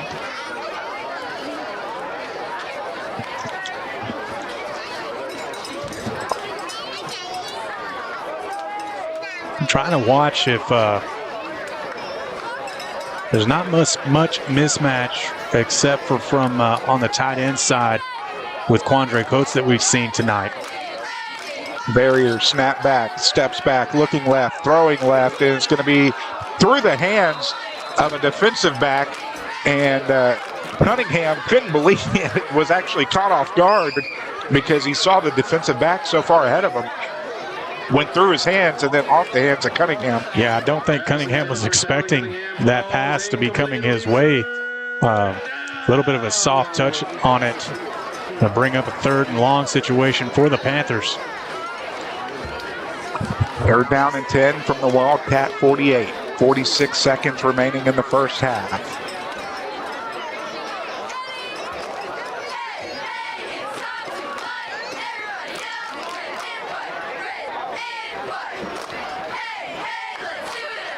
Snap back, fakes the handoff to De La O. Looking downfield, has coach.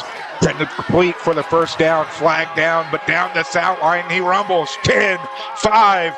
It's going to be just shy. Simple. They're going to have him out of bounds. Well, they're talking about it. They're going to bring it back. They're already bringing it back. So illegal man downfield is going to be the call against the Panthers. That's going to cost them 5 yards, and even more, it could be costing them 6 points.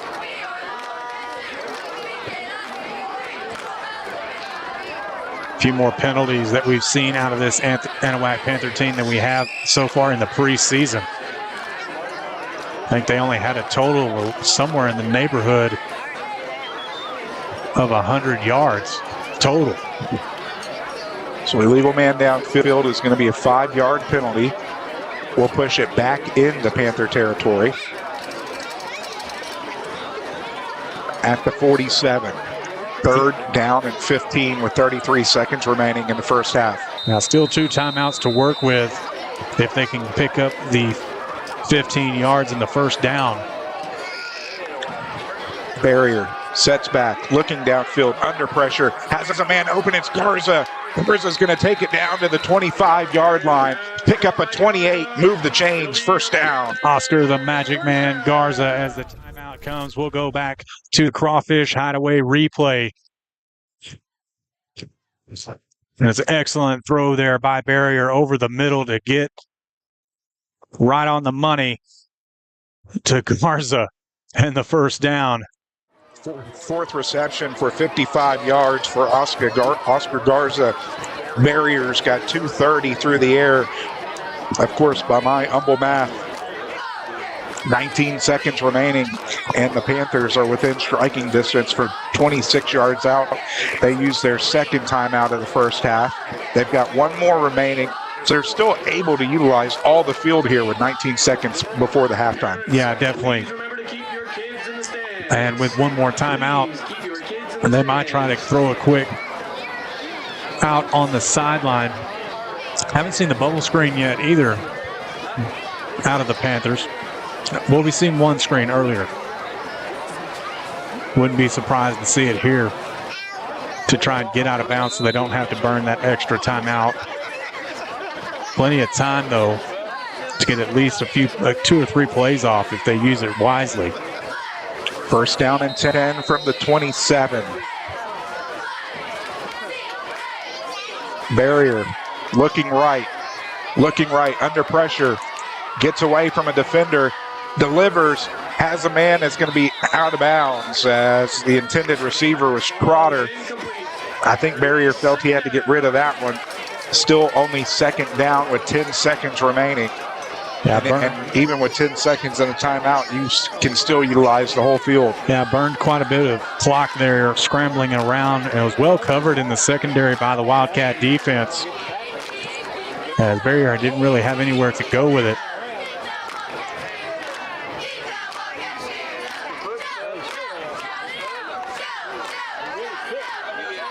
Sets back, flag down.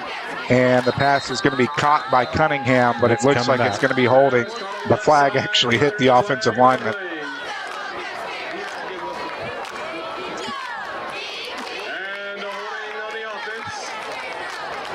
So that ate up 6 seconds. So now you're going to have to probably air this one out to the end zone. No doubt. It's going to be a 10-yard penalty, so yeah, they're going to be out of field goal range for sure. Fifth penalty of the ball game for 60 yards against the Panthers here in the first half. New line of scrimmage will become the 36. Second down and 20. And I expect 4 receivers in the end zone. Balo back there to block for Barrier. Movement, and that'll be a false start against the Panthers.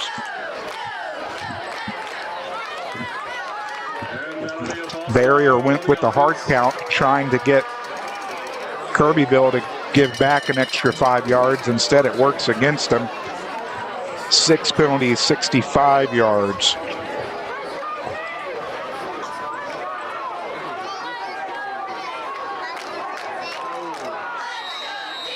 It's going to be second down in Buna here with 3 seconds remaining.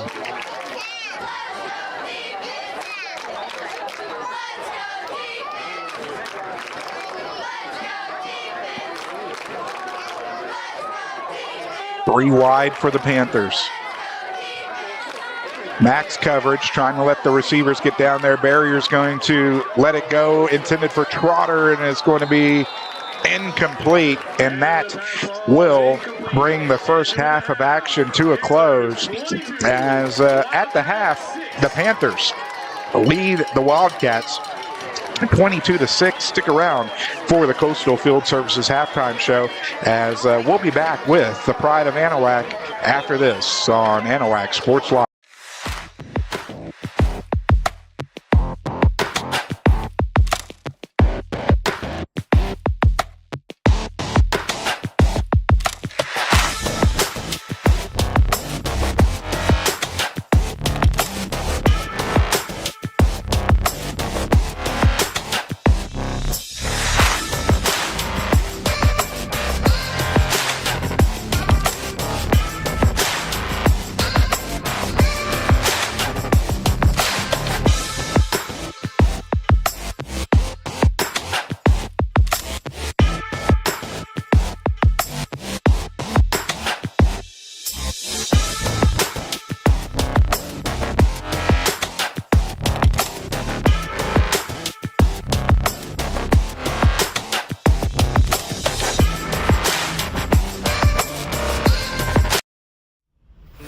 Anahuac Sports Live is brought to you by ABC Nitrogen Services, Anahuac Florist, Anahuac National Bank, member FDIC, equal housing lender, The Beginning Mexican Grill, Community Christian Fellowship Church, Chambers County Abstract Company, Coastal Field Services, The Crawfish Hideaway, Four Corner Tires and Oil, Your Propane, Jerry's Oysters, Porter's Wild Game Processing and Alligator Farm, Title Services Incorporated, Swaukee Insurance Agency, and Wilcox Drugstore in Anahuac.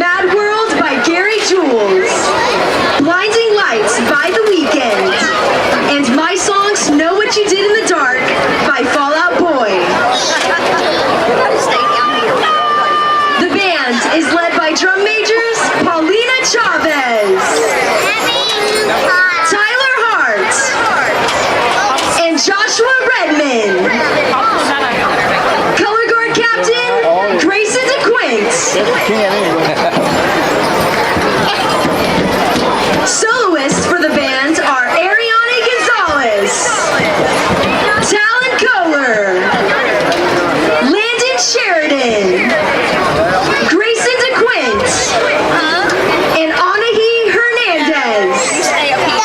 Oh, yeah, dirty. Dirty. Don't get up there. Neil, look at that bum. Look, here's the cricket.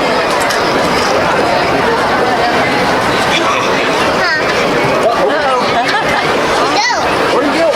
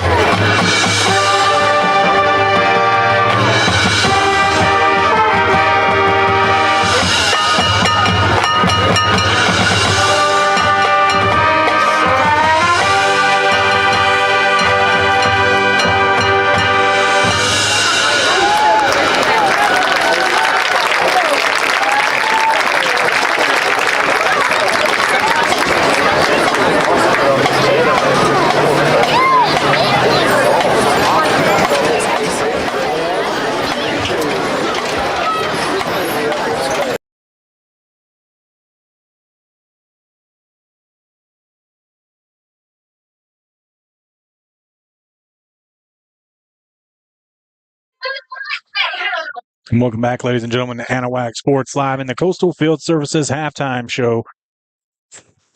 Trent Hart, Alex Outram, and Kyla Hart here from Kirby Wildcat Stadium, where the Anahuac Panthers lead at 22-8.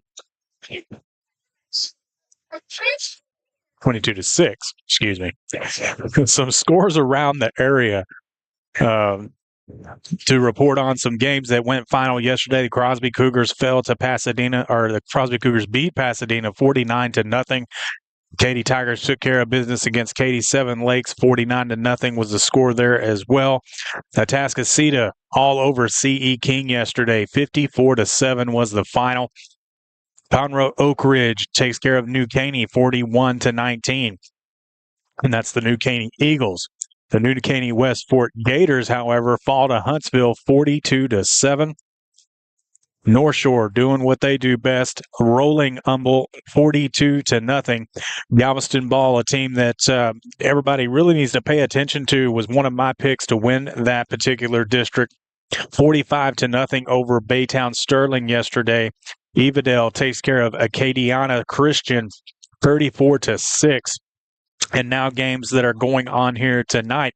Sabine Pass leads Comasnil 20-0 at halftime.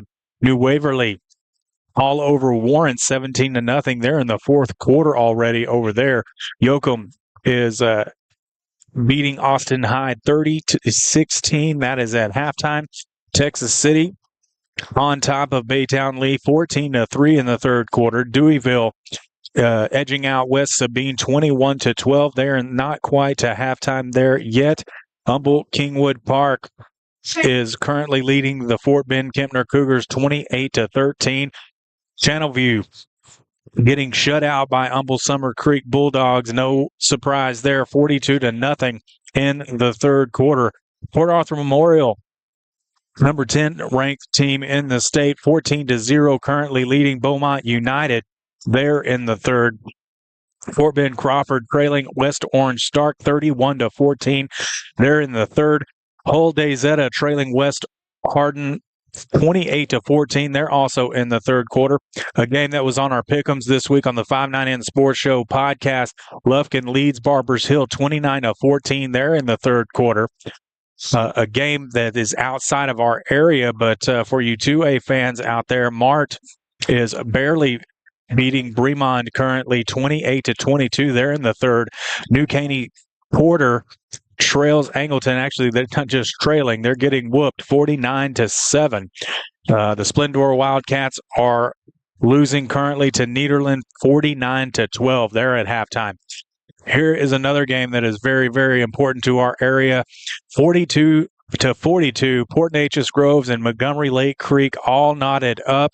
They're in the third quarter. The defending state champions over there with the Indians. Fort Bend Marshall all over Santa Fe 48-7. Hampshire Finette leading Stafford 27-14. They're in the third.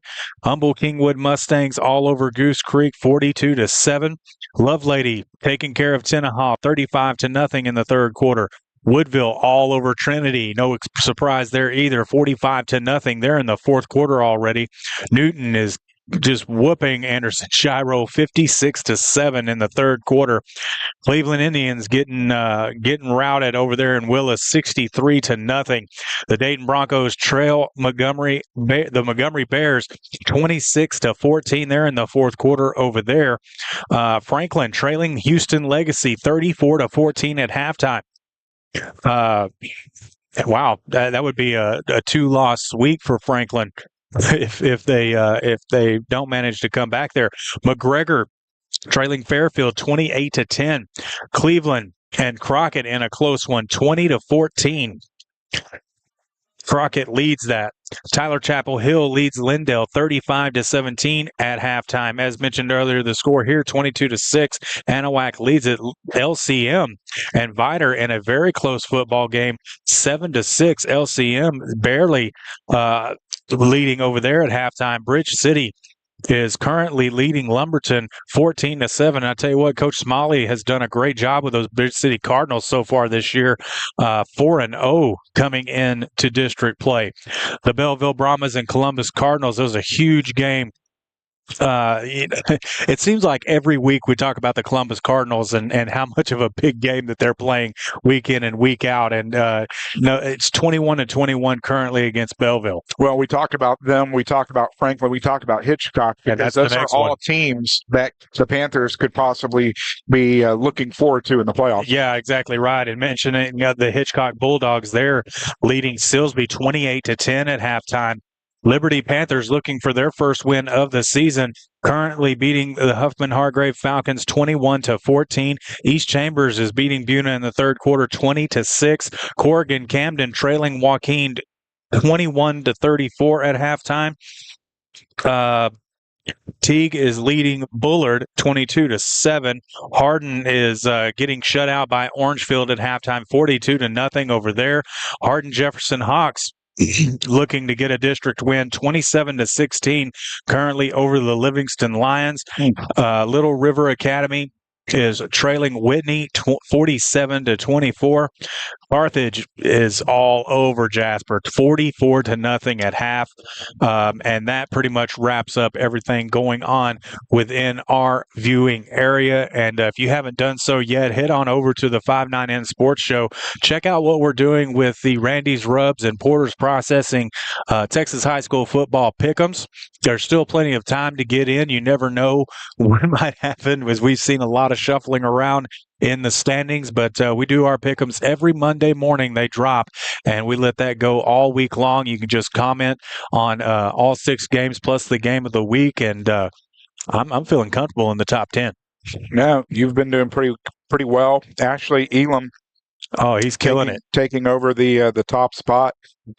Ray Parkinson up there, our official Anahuac Sports Live rules analyst. Ray Parkinson, I believe he's now in third in the contest after being first. But looking at some of the stats from the first half as we have them, first for the Kirbyville Wildcats. Rushing wise, not too much going on. David Fusel has the most carries, 5 for 0 yards. It's DeKel Jackson who has 1 carry for 1 yard, and Jace Huffman has 3 carries for 1 yard. Through the air is where he's ended up doing his damage. 7 for 16 for 76 yards. That does include a touchdown and an interception. He was out for a couple of snaps. That was Ryan Coleman. He is 0 for 2 with an interception. Receiving, leading receiver for the Wildcats, Cooper Murphy, 3 receptions for 58 yards and a touchdown.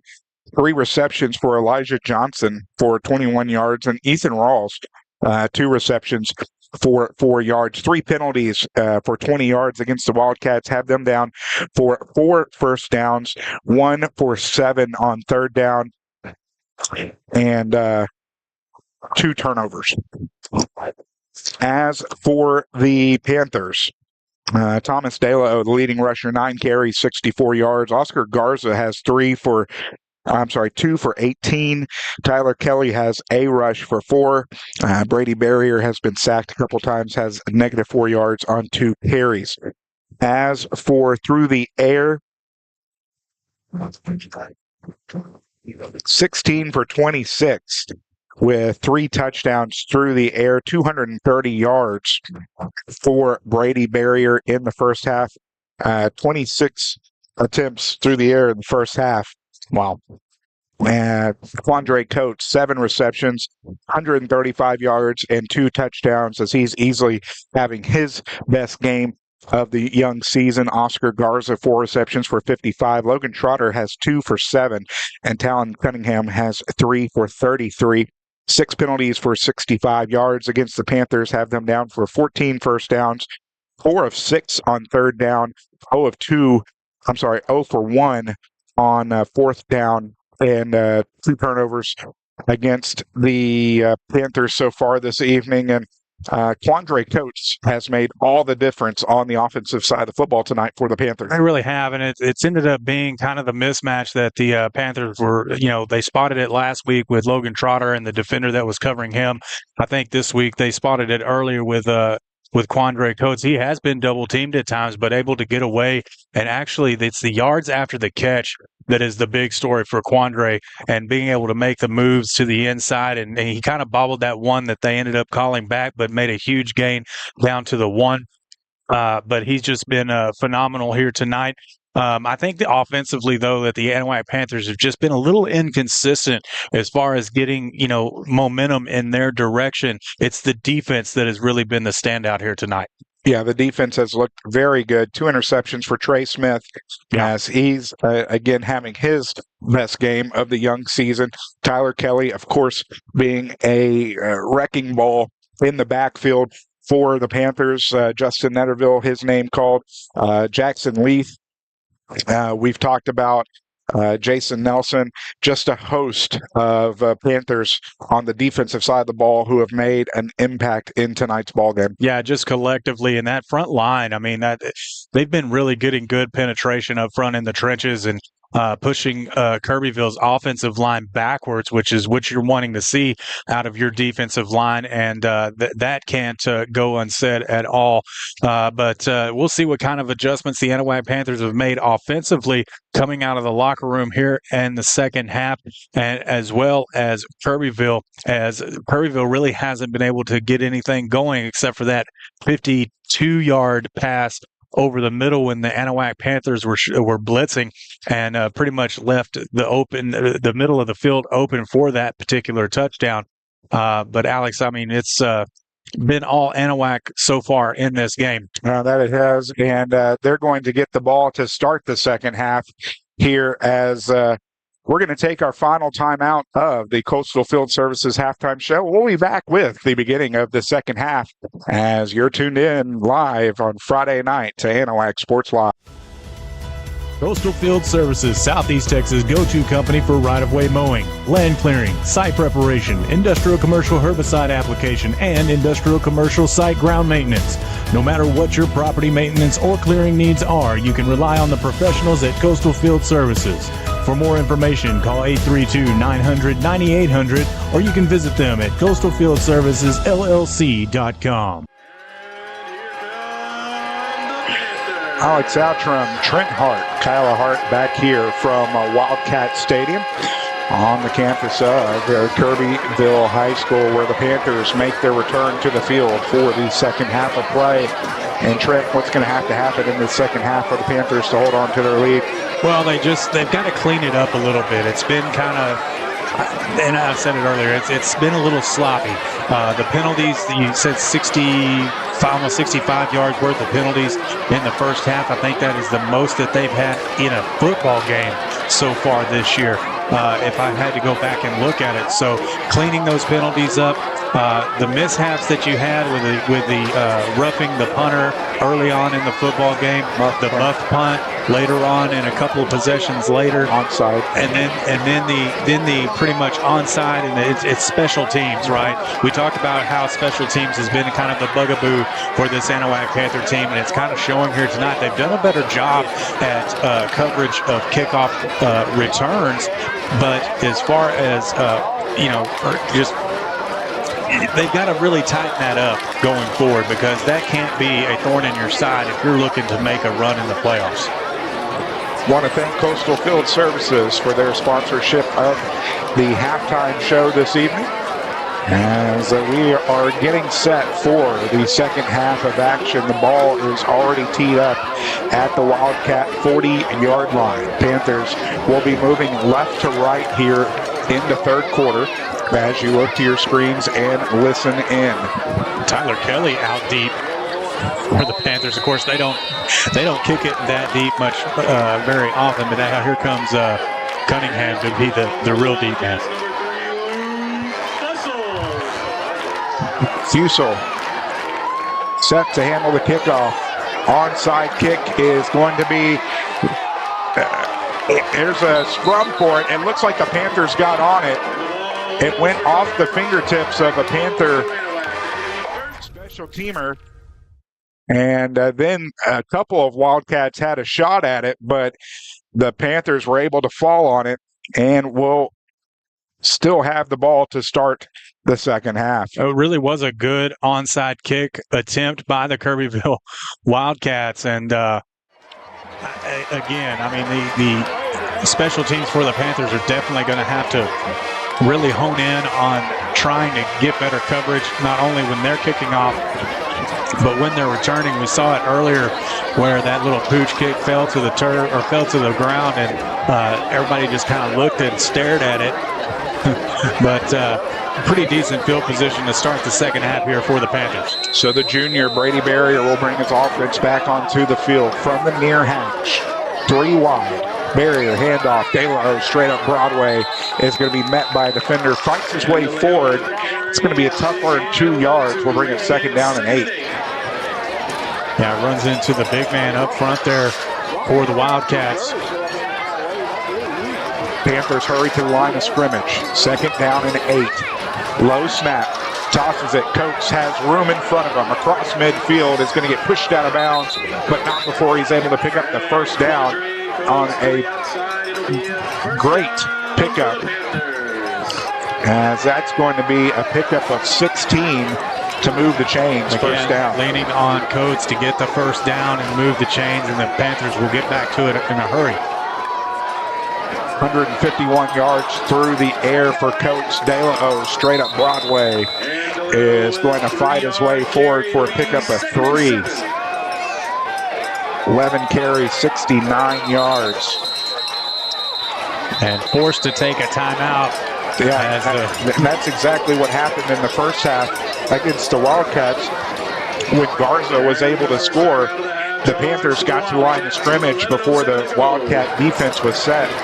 And they were able to hook it up with Garza, and Garza had pretty much open grass straight into the end zone. Yeah, only 53 seconds into the second half, it's the Wildcats having to call timeout. Yeah, definitely Coach Hubbard not happy with having to take a timeout this early in the second half, and but his defense was definitely not ready for that, and it could have resulted in another Panther touchdown. So forced to take a timeout here early. They'll be a little left with 2. Want to thank the third quarter sponsor for us tonight. The beginning Mexican Grill. There you go. 508, Ross Sterling. I saw you scrambling over there to find it. 409-267-6198. They're staying open a little bit later on home game, so make sure you stop by after the game. Second down and 7. Trotter in motion, looks left. And what a play defensively. Quick screen is going to be broken up by the Wildcats. Looking for that number. I thought it said 35. It's actually Rafael Jimenez, number 25 for the Panthers. A great coverage play there by him to get a hand in on it. So third down and 7. Barrier out of the gun from the middle of the field. Sets back, looking long, and it's going to be broken up. Intended receiver was Talon Cunningham, and that will bring up 4th down. Kind of in no man's land. They're going to keep the offense on the field, and that's what they'll do. But just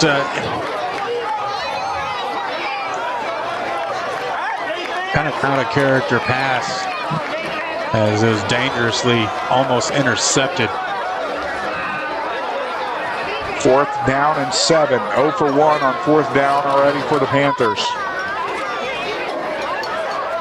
Sends Trotter in motion. Snap back.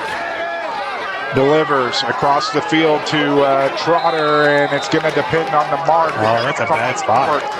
Man. They're going to call him short after the pickup of 6, and he'll be a yard short. Not a great spot, but nonetheless, turnover on downs will be Wildcat football.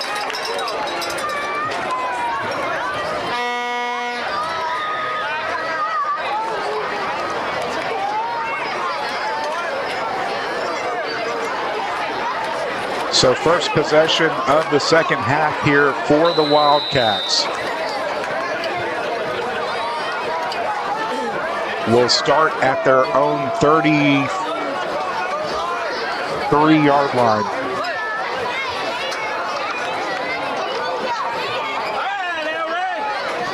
Huffman out of the pistol, under pressure, sets up the screen once more with room to run, and is going to be taken down after an 11-yard pickup.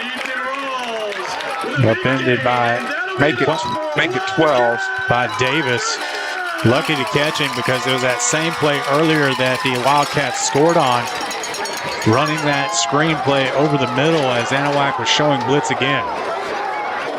5th first down of the ball game for the Wildcats. First down and 10 from their own 46.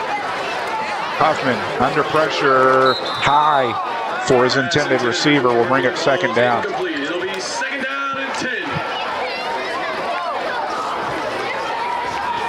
Clock stopped with 10:22 remaining in the third quarter.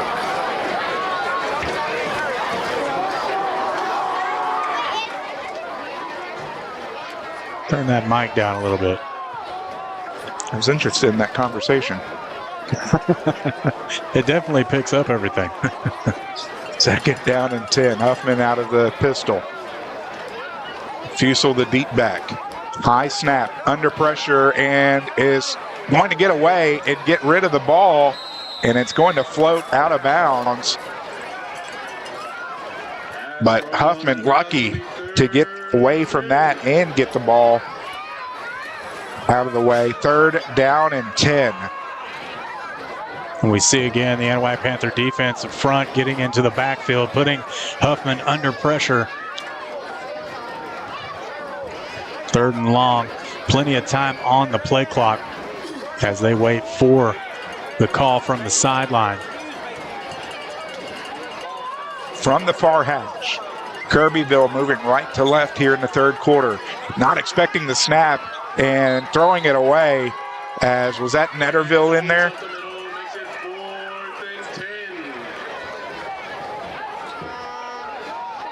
Yes.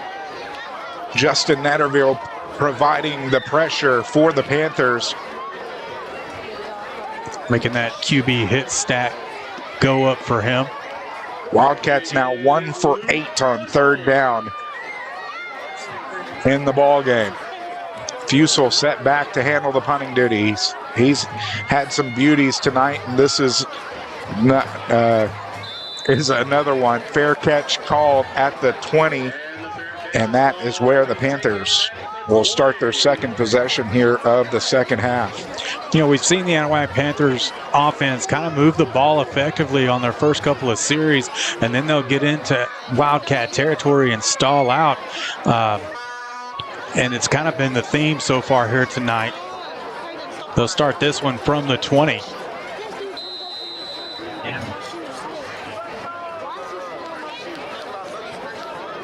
Barrier out of the gun, offset on his left and right. This is going to go to Garza around the left side. Has room, 30-35. Makes the move, taken down at the 40. That's going to be a pickup of 20. Move the change, first down. And the Magic Man getting the call once again here tonight. Something different that we've seen out of this Anahuac Panther offense, utilizing him to run the football and kind of stretch out the field, and he'll get another first down. Whistles. As we're going to have an officials timeout. We'll take it with them. 9:49 remaining in the third quarter. You're listening to Anahuac Sports Live. The 2024 Gator season is right around the corner, so book your all-inclusive Gator hunt with only the best. Porter's Wild Game Processing and Alligator Farm takes personal care in your experience, being the only service that offers a hunt of a lifetime with processing, high tanning, taxidermy, and the meat from your harvest all in one package.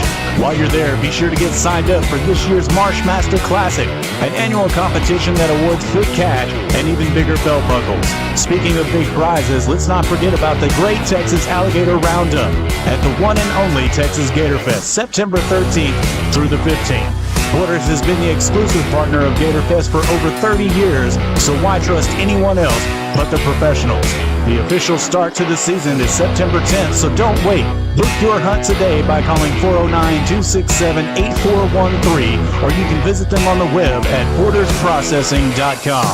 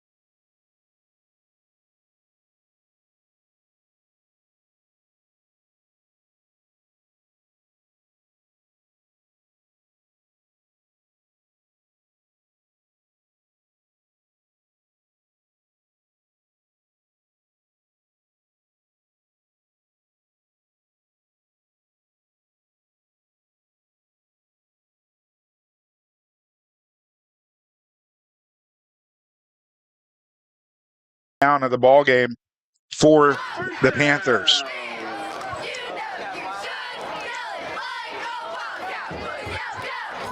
Handoff, Dalo gets upended.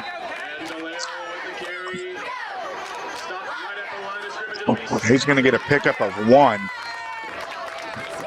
2nd down and 9. Thank you, Justin, for tipping me off that we were muted.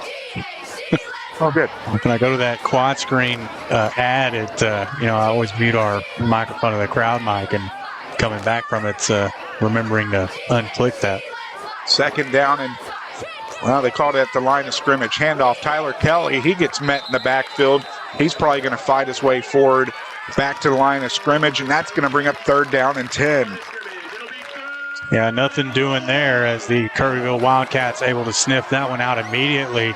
3rd and long for the Panthers, and once again, here we are in the Kirbyville Wildcat red zone. 4 for 7 on 3rd down.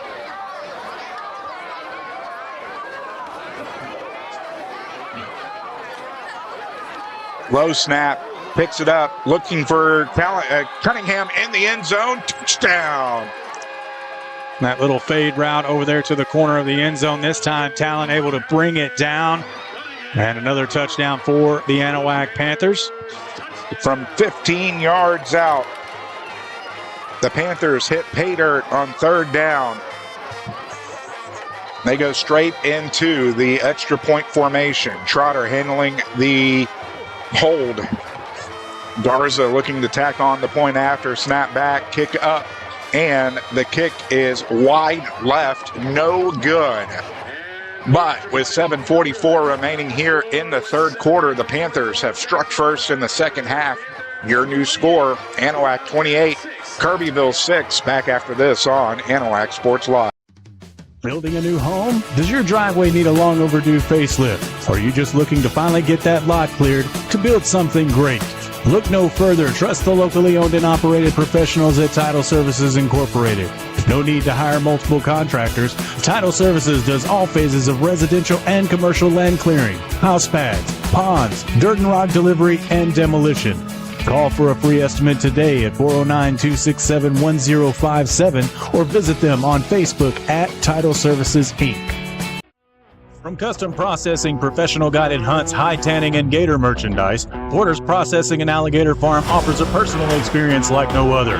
Locally owned and operated in Anahuac, Texas since 1987, Porter's has been Southeast Texas' choice for any hunting adventure need. Now offering full-service processing of gator, deer, beef, hogs, and other wild game, make Porter's Processing this hunting season's one-stop shop. Go to portersprocessing.com or call 409-267-8413. Alex Outram, Trent Hart, Kyla Hart back here from Wildcat Stadium, where the Panthers drove 80 yards in 8 plays, 8 up 2:19 off the clock. It was a 15-yard Brady Barrier to Talon Cunningham connection.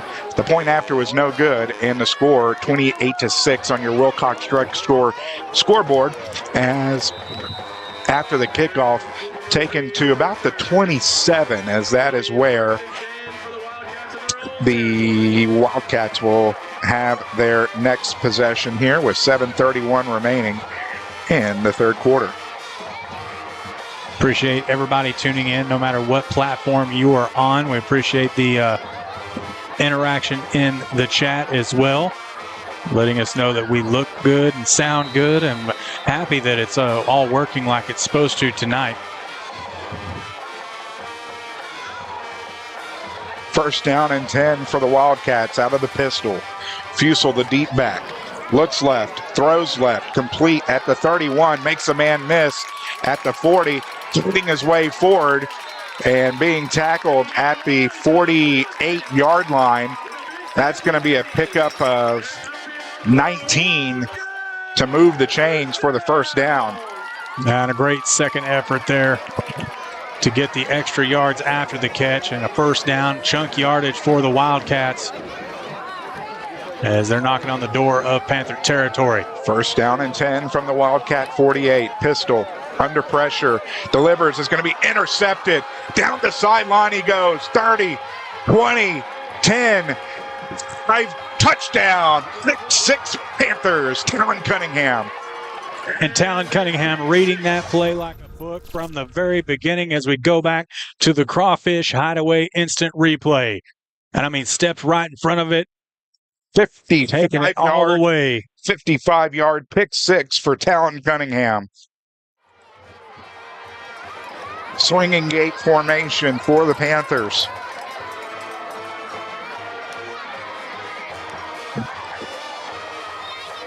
Seven minutes remaining here in the third quarter. They will move into point after formation.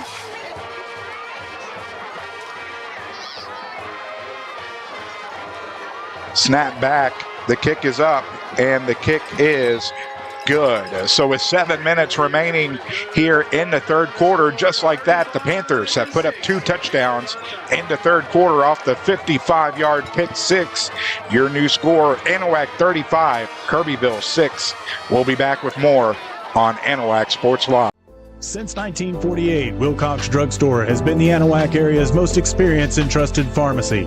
Continuing its long-lasting reputation for personal attention to all your medical needs, Wilcox Drug Store offers counsel, refills, transfers, compounding, flu shots, and delivery. Visit pharmacist Dave Wilcox and his experienced staff today at 1208 Miller Street in Anahuac or call 409-267-6141. Wilcox Drug Store, delivering solutions, delivering confidence. Swanky Insurance in Anahuac, Texas is dedicated to community and service. That includes saving you money. With access to over 30 carriers, Swanky Insurance will give the personal attention that you deserve and tailor any policy specifically to your needs. From home, auto, flood, and windstorm, they are the one-stop insurance agency. Call agent and owner Todd Swanky to get your no-obligation cost-saving quote today at 409-267-3115, or you can visit them at swankyinsurance.com.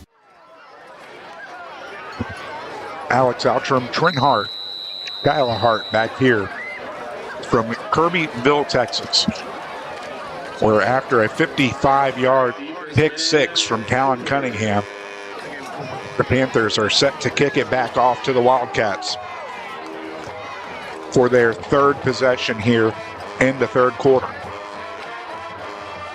Garza gets a line drive kick, picked up at the 20 to the 30, and is going to be tackled there. As the Wildcats will set up shop at their own 30. And we're going to have another official timeout down on the field, and we're going to take it with them. Don't go anywhere, ladies and gentlemen. You're watching Anahuac Sports Live. Want to know Anahuac's best-kept secret? The Crawfish Hideaway is just that. From fresh Cajun-boiled crawfish, shrimp, snow crab, and even homemade gumbo. While you're there, be sure to try their famous fried gator bites or boudin egg rolls. Starting in December, come get your bug on at 400 Miller Street in Anahuac, 409-267-6060, or you can find them online at crawfishhideaway.com. The Crawfish Hideaway, proud supporters of Anahuac ISD and Panther Athletics. 6:52 remaining in the third quarter.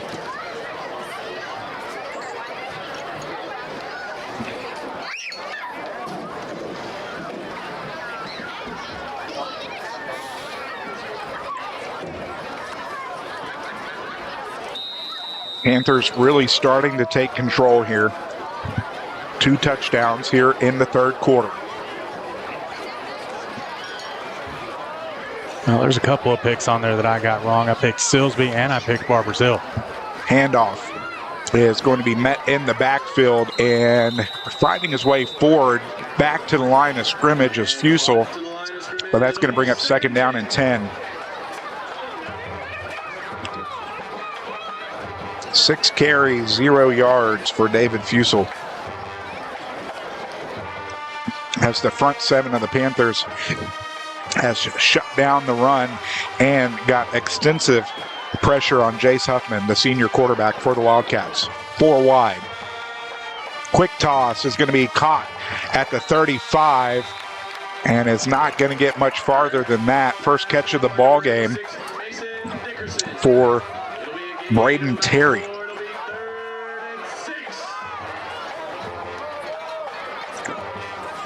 So give him a pickup of 6. We'll bring up, no, 3rd down and 6. Give him a pickup of 4.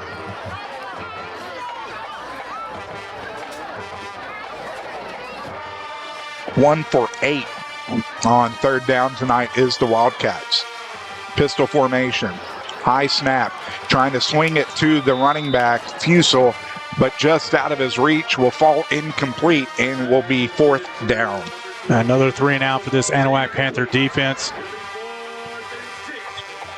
Well, I say that, waiting for the exchange of personnel on the Wildcat side.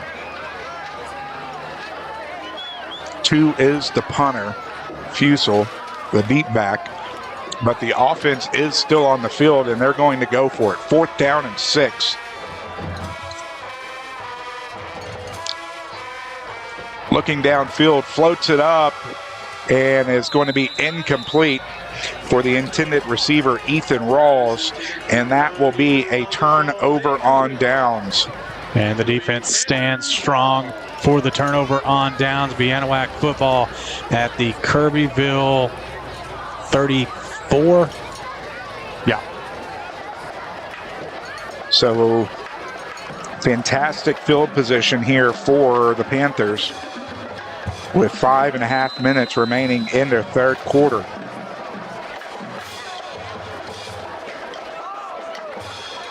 Barrier looking right, fakes it, down the center he goes. Garza into the end zone, 1 play, touchdown from 34 yards out. Absolutely wide open was Oscar the Magic Man Garza. As we go back to the Crawfish Hideaway instant replay. I mean, completely untouched was Garza, working out of the slot, makes a little cut move into the inside of the field, and nobody there. An easy touchdown for the Magic Man. 107 all-purpose yards for Oscar Garza this evening, his 2nd touchdown. He's having his best game of the young season. Now he's on to tack on the point after. The attempt is good. So, with 5:23 remaining here in the 3rd quarter, the Panthers have taken complete control of the ball game, their 3rd touchdown of the 3rd quarter, and we'll be back with more on Anahuac Sports. Coastal Field Services, Southeast Texas' go-to company for right-of-way mowing, land clearing, site preparation, industrial commercial herbicide application, and industrial commercial site ground maintenance.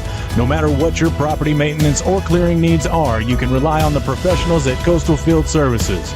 For more information, call 832-900-9800, or you can visit them at coastalfieldservicesllc.com.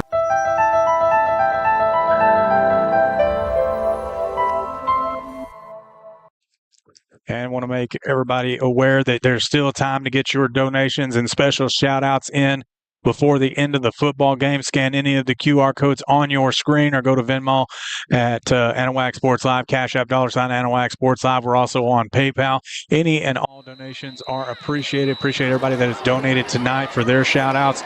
Still looking into possibly getting a 2nd camera down onto the sideline next week as we go home against Orangefield for the first home game in a while, it seems like. Garza has it teed up at the 40. Line drive kick is going to be picked up at the 20 to the 30 and dragged down from behind. I don't think he ever got to the 30. I think the line of scrimmage is the 29. 8 seconds is all it took after the turnover on downs. 34 yards. That coincides with a 34-yard touchdown. Barrier to Garza. Garza tacked on the point after. Your new score, 42-6. Anahuac leading Kirbyville on your Wilcox Drug Store scoreboard.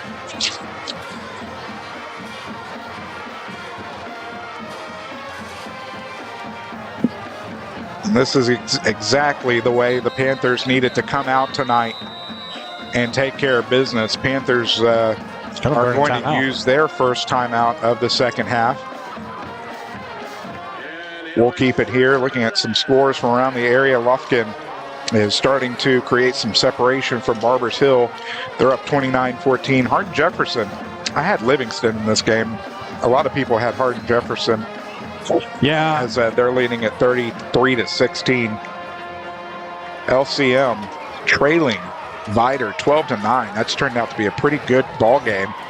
As from what I saw, most everybody was on LCM. Yeah.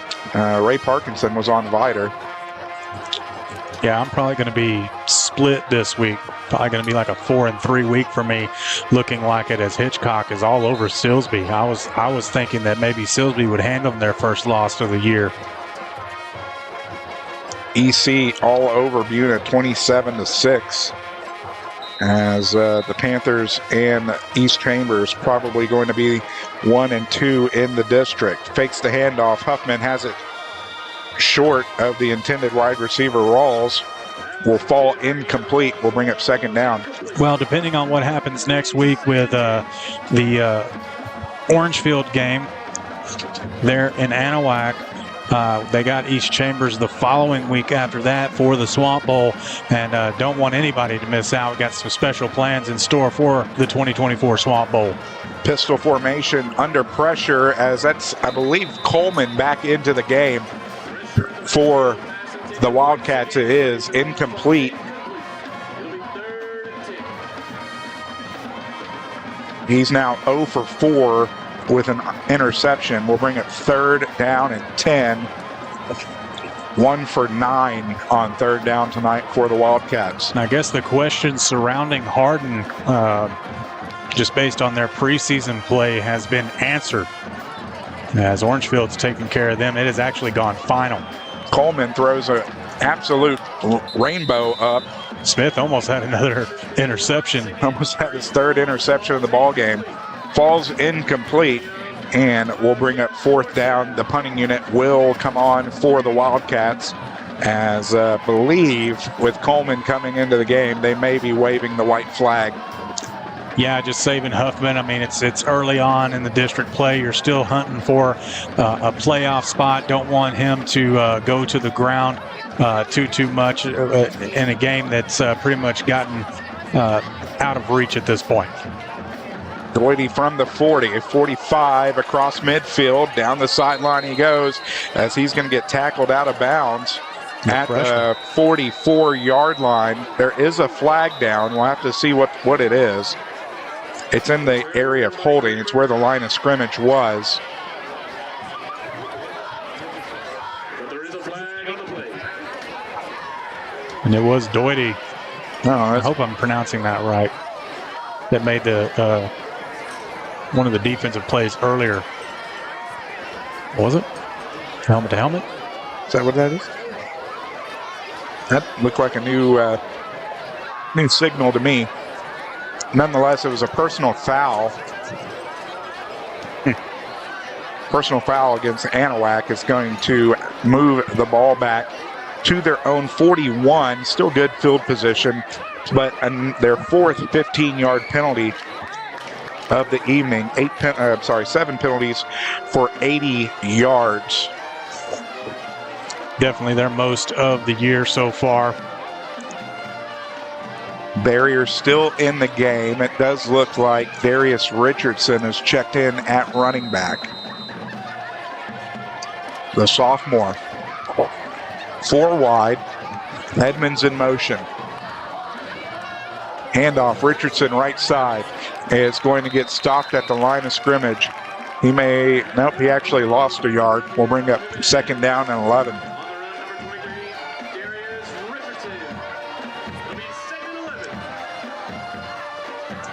Trying to see who else is in the ball game now for the Panthers. Trotter's still out there.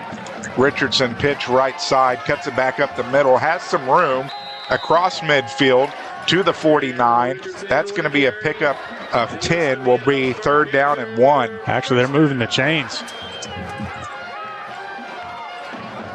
I thought he was short too. All right, so give Richardson 11. 20th first down of the ball game. Handoff. Richardson left side, stops, pops, is going to get 2. We'll bring it second down and 8.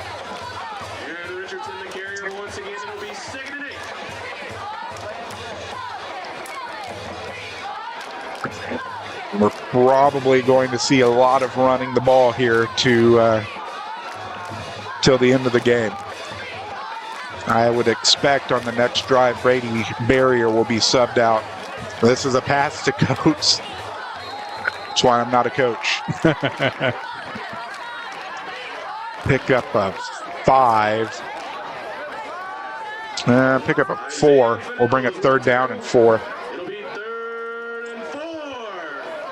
155 yards through the air for Coates this evening. 338 as I have it for Brady Barrier.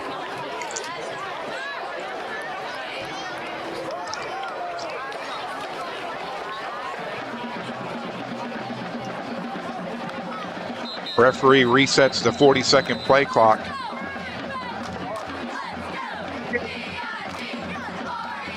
Yeah.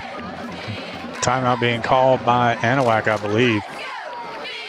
I'm not sure either. It'll be a 3rd and 4 when we come back. Don't go anywhere, ladies and gentlemen. You're watching Anahuac Sports Live. Jerry's Oysters is a 3-generation family-owned and operated business located on Galveston Bay since 1970. Offering fresh, hand-shucked, and in-shell oysters year-round, Jerry's Oysters are available at your local H-E-B, or you can make a visit to their location in Smith Point, Texas. Locally sourced, high-quality, wild-caught, where our world is your oyster. For more information, call 409-355-2243 or go to jerrysoysters.com. Gore Propane, family owned and operated by Jimmy and Renee Gore, has been servicing chambers and surrounding counties since 19. Well, they rushed through that timeout as well. Welcome back, ladies and gentlemen. 3rd down and 4. Barrier handoff. Richardson gets tripped up after a pickup of 1. It's going to bring up 4th down.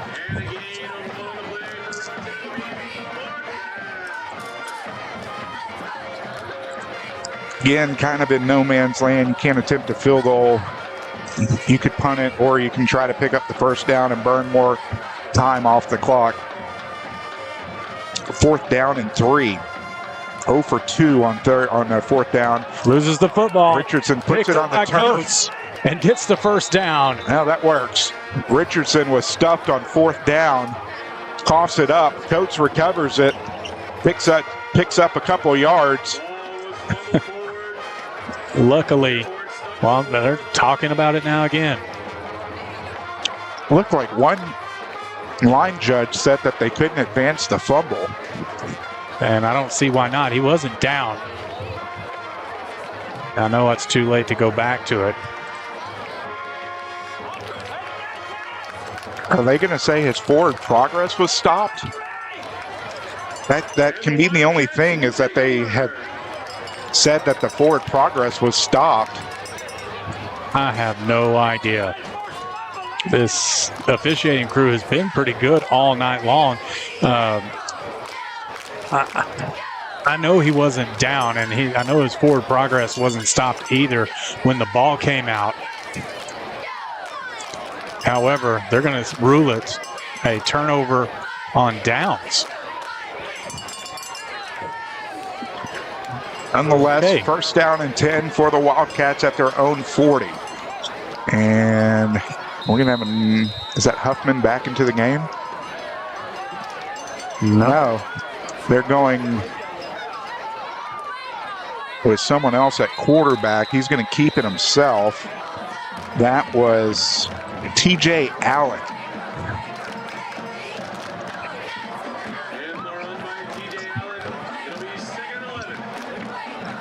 And that was good for a loss of 1. Brings up 2nd down and 11. Clock rolling with 1:50 and counting here before the 4th quarter. 2nd down and 11. Allen out of the pistol.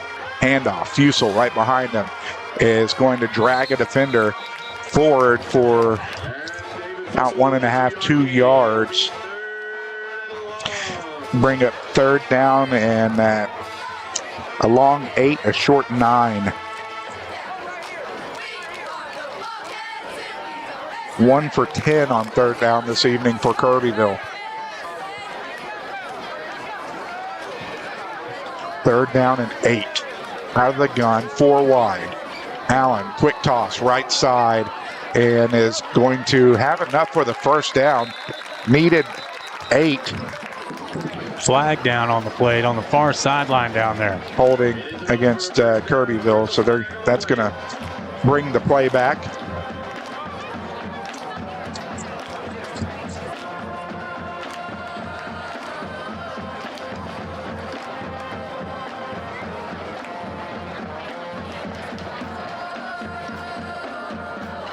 Since it was after the catch, they'll mark it from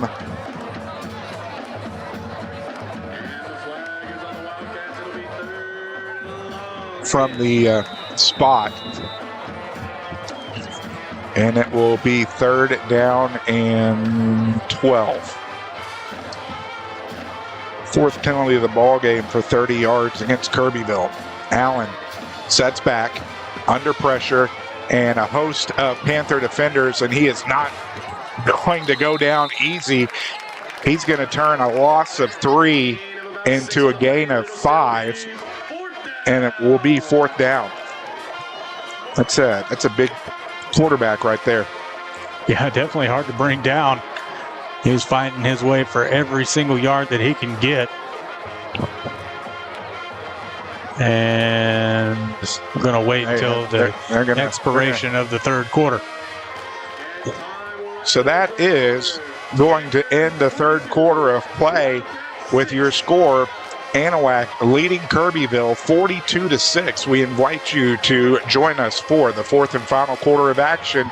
We'll be back with more on Anahuac Sports Live. Mouth-watering burgers, fresh local seafood, and so much more. Make Channel Marker 17 the destination to satisfy any appetite. At the mouth of Double Bayou on beautiful Trinity Bay, take in the great views dining outside by the water while enjoying a great meal with the family. Takeout and dine-in is available. Call 409-252-4370 and find out why Channel Marker 17 is the treasure of Oak Island.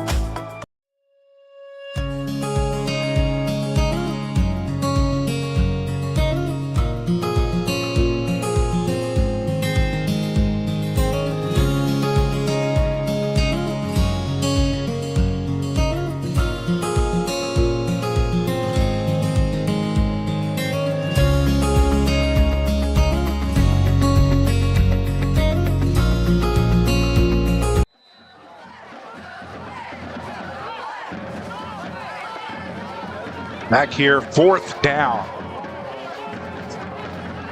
Anahuac showing blitz, brings it, and is going to be in and out of the hands of the intended receiver for the Wildcats. That was Luke Fusel, who couldn't come up with it. Incomplete. Will be a turnover on downs. Barrier still out on the field. Surprising move there by the Panthers at this point in the football game. However, they'll bring the offense back on. And we'll see Richardson remain in the backfield. 1st down and 10 from the Kirbyville 44-yard line. Barrier will be out of the gun. Cunningham still in, Coates. Garza, quick toss. Right side. Oh, yeah, it's going to bounce off the turf. Will be incomplete and bring up 2nd down and 10.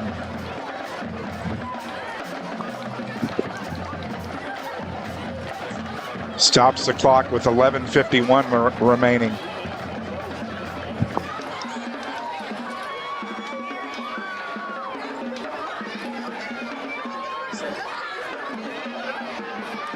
Harrier looking downfield. Ball's tipped, but still caught at the 30 was Cunningham. They're going to call it the 31. That's going to be a pickup of 13. Move the chains, 21 first downs. Yeah, Cunningham thought he kept his hand down and to keep his knee from hitting the grass. Pitch right, Richardson looking for somewhere to go, cuts it back upfield. Is going to have pretty good yardage on this 1st down play. Give him a pickup of 8, brings up 2nd down and 2. Yeah, giving the sophomore some extra touches here tonight as he checks out. Delo checks in.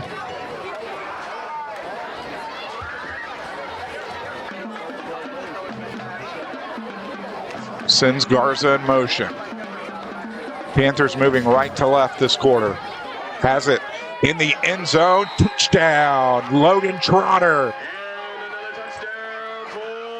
From 26 yards out, the Panthers score again.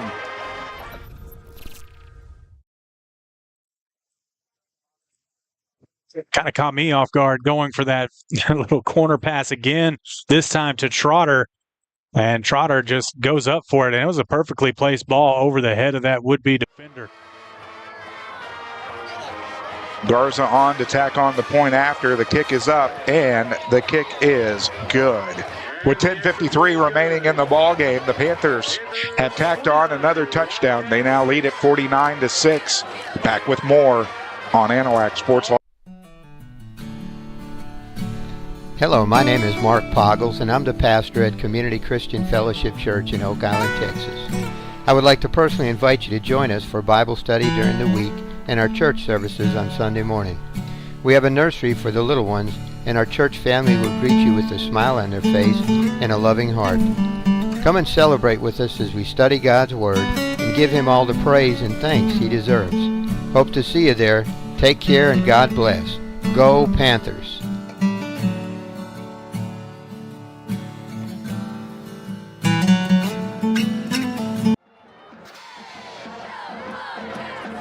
Alex Outram and Trent Hart, Tyler Hart, where the Panthers have tacked on another touchdown. They ate up a minute 2 off the clock, drove 56 yards. No, I'm sorry, drove 44 yards. I was looking at that from the other side. 26 yards, barrier to Trotter. Point after was good. Your new score, 49-6 on the Wilcox Drug scoreboard. That's a mouthful, isn't it? That's the store and the score. It gets you tongue-tied sometimes. Garza, pooch kick, fair caught at the 30, but he's able to jump back on it.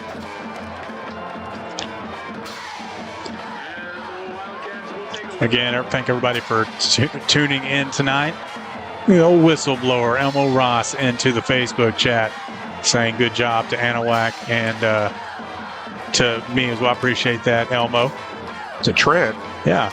No mention of you. As always, Alex Outram doing a phenomenal job. I'm just along here for the ride and trying to make some kind of, intelligent comment, which is about 50% of the time. Some people would say probably less than that. Is Craig Irwin listening? Probably not. He's too busy involved with the fair this weekend, I think. First down and 10. Allen under duress. Gets out of it somehow. Has plenty of room to run across the 40, 45, across midfield, coming to the near sideline.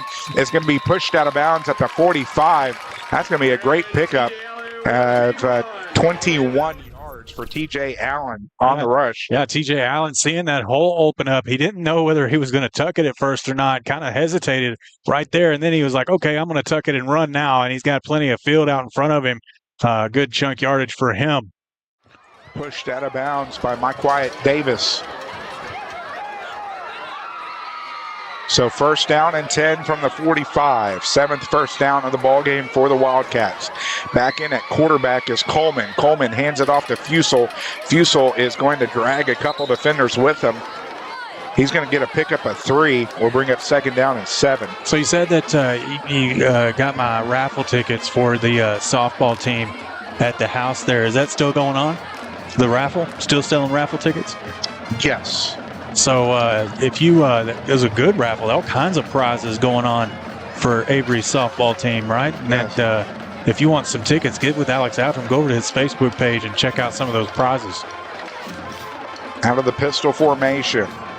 Coleman looking downfield, sky high, is going to overthrow his intended receiver as Cooper Murphy couldn't get under it. Ryan Coleman, the junior, 0 for 6 with an interception.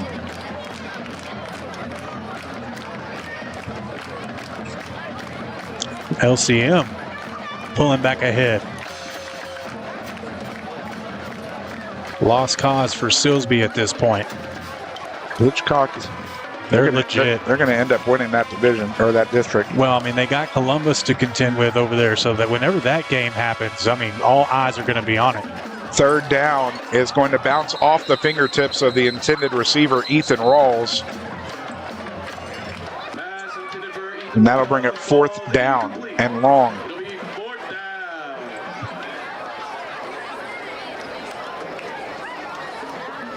Oh for 2 on fourth down this evening for the Wildcats. Fourth down and 7.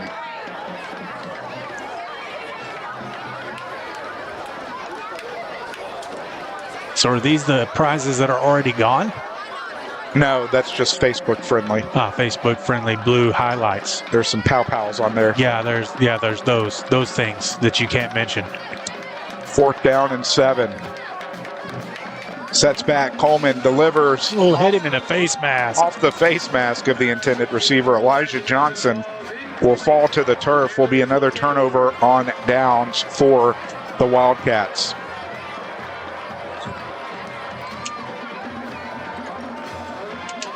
Yeah, some pew-pews on there and $250. Man, y'all got 25 prizes in this thing. That was one of the things that drew my attention to it. But AirPods, it was the Turtle Box speaker. Yeah. And then the $500 cash prize, the Yeti backpack cooler. Man, some cool stuff over there. So head over to Alex Outram's Facebook page. Not that you want that many friend requests on your Facebook page. No, it's all good. Appreciate the shout out. Yeah, I want a turtle box to put in the boat. Those are pretty cool. Yeah, they are pretty cool. Not cheap. Not a sponsor of ASL either. First down and 10 as the pass is going to be complete and across midfield in at quarterback for the Panthers, Braden Such, his second appearance at quarterback of the year, as that was caught. Edmonds. Was it getting Edmonds? An 8-yard gain. Second down and 2. Pitch left. Doity is going to pick up 4 to move the chains. Yeah, getting that freshman some touches. He's quick. He is. And that'll be a Panthers first down. So first down and 10 now at the Wildcat 45. Panthers are going to use every second of the play clock here from here on out to the end of the game. Such with 2 backs behind them. That's Richardson and Doity. Richardson gets the handoff straight up Broadway. He's going to fight his way forward. He's going to pick up 4. Second down and 6. 25 yards on 6 carries for Darius Richardson.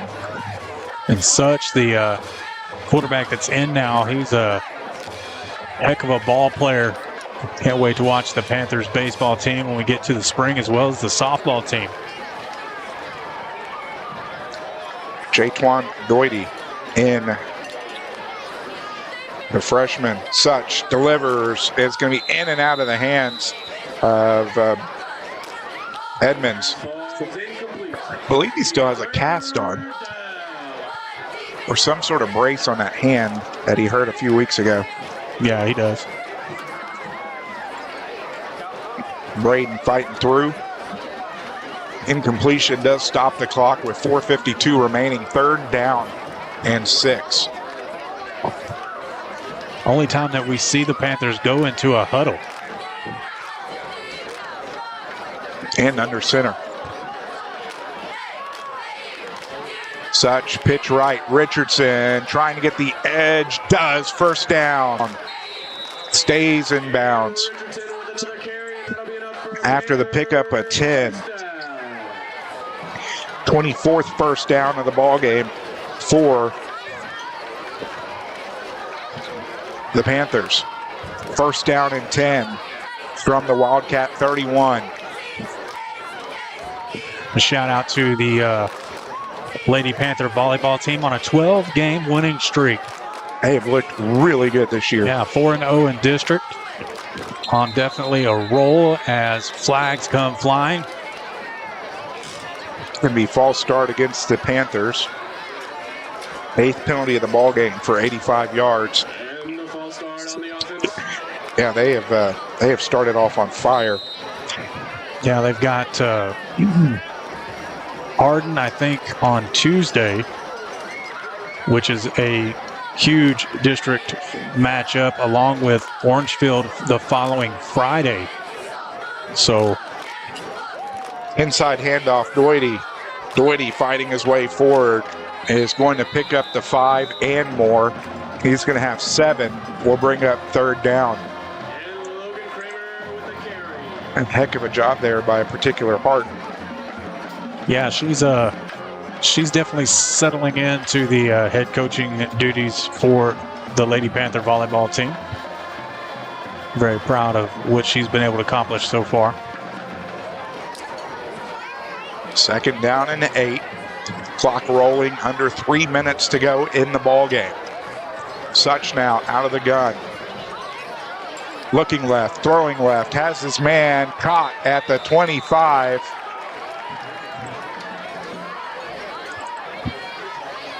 And that was caught by Trey Smith. His first reception of the year, if you're not counting interceptions he's got tonight. He's had a heck of a game, Trey Smith has. And mentioning the 4th quarter sponsor, speaking of Trey Smith, primed. Well, bring it over there to it. ABC Nitrogen Services, not Prime, but ABC Nitrogen Services. 11515 I-10 East in Baytown. 3rd down, Richardson finds the edge, fighting for the goal line. And down short, there is a flag down, and I believe they're already calling it back. Yeah, definitely calling that one back. Holding against the Panthers will negate the big gain with 2:05 remaining in the ball game.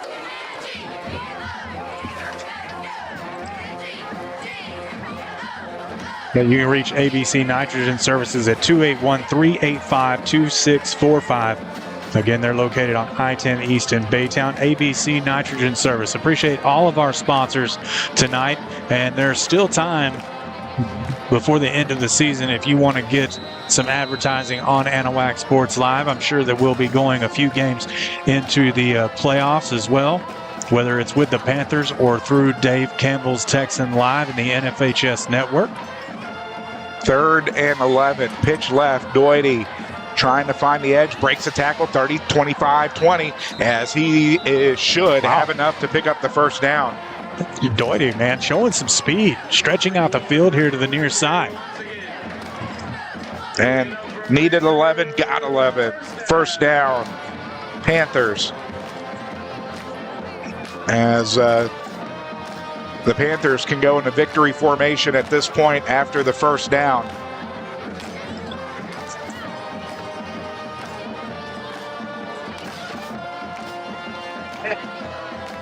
$80 seconds and counting.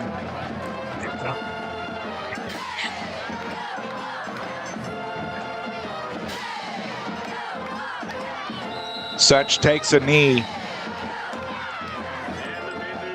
And one more knee will do it. The Panthers are going to move to 1-0 in district play, with a big matchup against Orangefield coming up next week. Yeah, that was one of the teams we talked about at the beginning of the season, was was Orangefield going to evolve from their offensive standpoint with the new head coach bringing in the spread offense. And if tonight is any indication of what they've been able to learn, next week should be an outstanding ball game. It certainly should be. And, I'm definitely interested to see how Orangefield's new coach has been able to incorporate that scheme, going from a slot T style offense with Smalley. Smalley moves over to Bridge City. So next Friday is definitely one game for this district that everybody's going to be watching.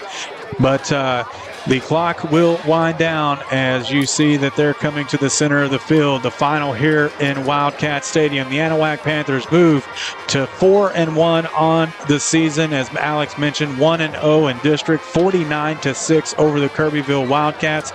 Encourage everybody to stick around for the Channel Marker 17 post-game show. We'll recap the game with our stats, and we'll go over some scores from around the area in our quick recap.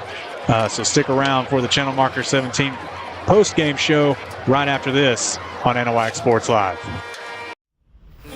Anahuac Sports Live is brought to you by ABC Nitrogen Services, Anahuac Florist, Anahuac National Bank, member FDIC, equal housing lender, The Beginning Mexican Grill, Community Christian Fellowship Church, Chambers County Abstract Company, Coastal Field Services,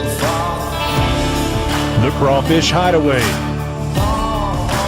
Four Corner Tires and Oil, Your Propane, Jerry's Oysters, Porter's Wild Game Processing and Alligator Farm, Title Services Incorporated, Swanky Insurance Agency, and Wilcox Drug Store in Anahuac. Welcome into the Channel Marker 17 postgame show as we have gone final from Wildcat Stadium in Kirbyville as the Panthers take it in the opening game of District 10 3A play. And, you know, we kind of mentioned it before the game. Obviously, Kirbyville coming off their district championship. We knew who was looking like they were going to come in as powerhouses in this district, and Anahuac came in and answered some questions. They did, and I mean, they're the three teams I think that are the focus of this district at this point, and what rightfully so were at the beginning of the year were Anahuac, East Chambers, and Orangefield. These next two games, you know, next week against Orangefield, and then the Swamp Bowl the following week in East Chambers, will definitely decide the champion for this district, as East Chambers and Orangefield both take care of business with, convincing form of their own. But the Anahuac Panthers tonight definitely, showed that they can put up big points. And it wasn't a perfect game. It wasn't exactly the offensive, just straightforward, no mistakes type offense that we've seen, earlier on this year. I think that has a lot to do with some of the mishaps that we've already talked about earlier, with the kickoff return and the kind of the muff punt and then the roughing the kicker. But it's the 85 yards worth of penalties, the most that they've had all season long, that kind of stands out to me. But not to be, undone by what the defense was able to accomplish on the football field tonight, and holding this Kirbyville offense only to 6 points. Yeah, the defense, especially the front seven, consistent pressure in the backfield, not only to the quarterback, but also to the bevy of running backs that Kirbyville ran out there. I'll go through the stats here shortly, but they were not giving up anything past the line of scrimmage in terms of a ground game. And the secondary played huge as well. A couple interceptions from Trey Smith. Yeah, it was just an all-around good game for the Anahuac Panther defense, and expect them to keep that kind of intensity moving forward. And they're definitely going to need it when they face Orangefield next Friday. So stats as we have them. First for Kirbyville. Leading rusher for Kirbyville was TJ Allen. He had 3 carries for 25 yards. David Fusel had 8 carries for 5. DeKel Jackson had 1 for 1. And Jace Huffman had 3 for 1. Through the air, 10 of 22 with a touchdown and an interception for 111 yards for Jace Huffman. Ryan Coleman, 0 for 8 with an interception. TJ Allen, 0 for 1 through the air. Leading receiver For the Wildcats, Cooper Murphy had 3 receptions for 58 yards and a touchdown. Elijah Johnson had 4 for 40. Ethan Rawls had 3 for 16, and Braden Terry had 1 for 4. 4 penalties for 30 yards against the Wildcats. 7 first downs. Get that working. 1 for 11 on third down for Kirbyville. 0 for 3 on fourth down this evening, and 5 turnovers for Kirbyville. Most of those coming via turnover on downs, and the 2 interceptions thrown by Huffman. As for the Panthers, leading rusher was Thomas DeLo, 13 rushes, 75 yards. Oscar Garza had 2 for 18. Tyler Kelly had 2 for 4. Barrier had 3 for 4. Darius Richardson had 7 for 35. And Doity had 3 for 22. Through the air, I'll start with Braden Such, 2 for 3 for 12 yards. I'm going to have to do some math on Brady's. 27.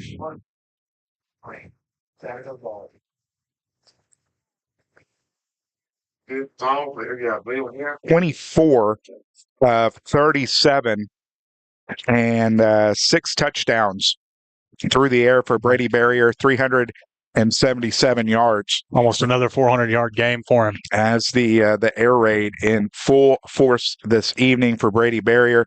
9 receptions for 155 yards for Quandre Coates. He had 2 touchdowns.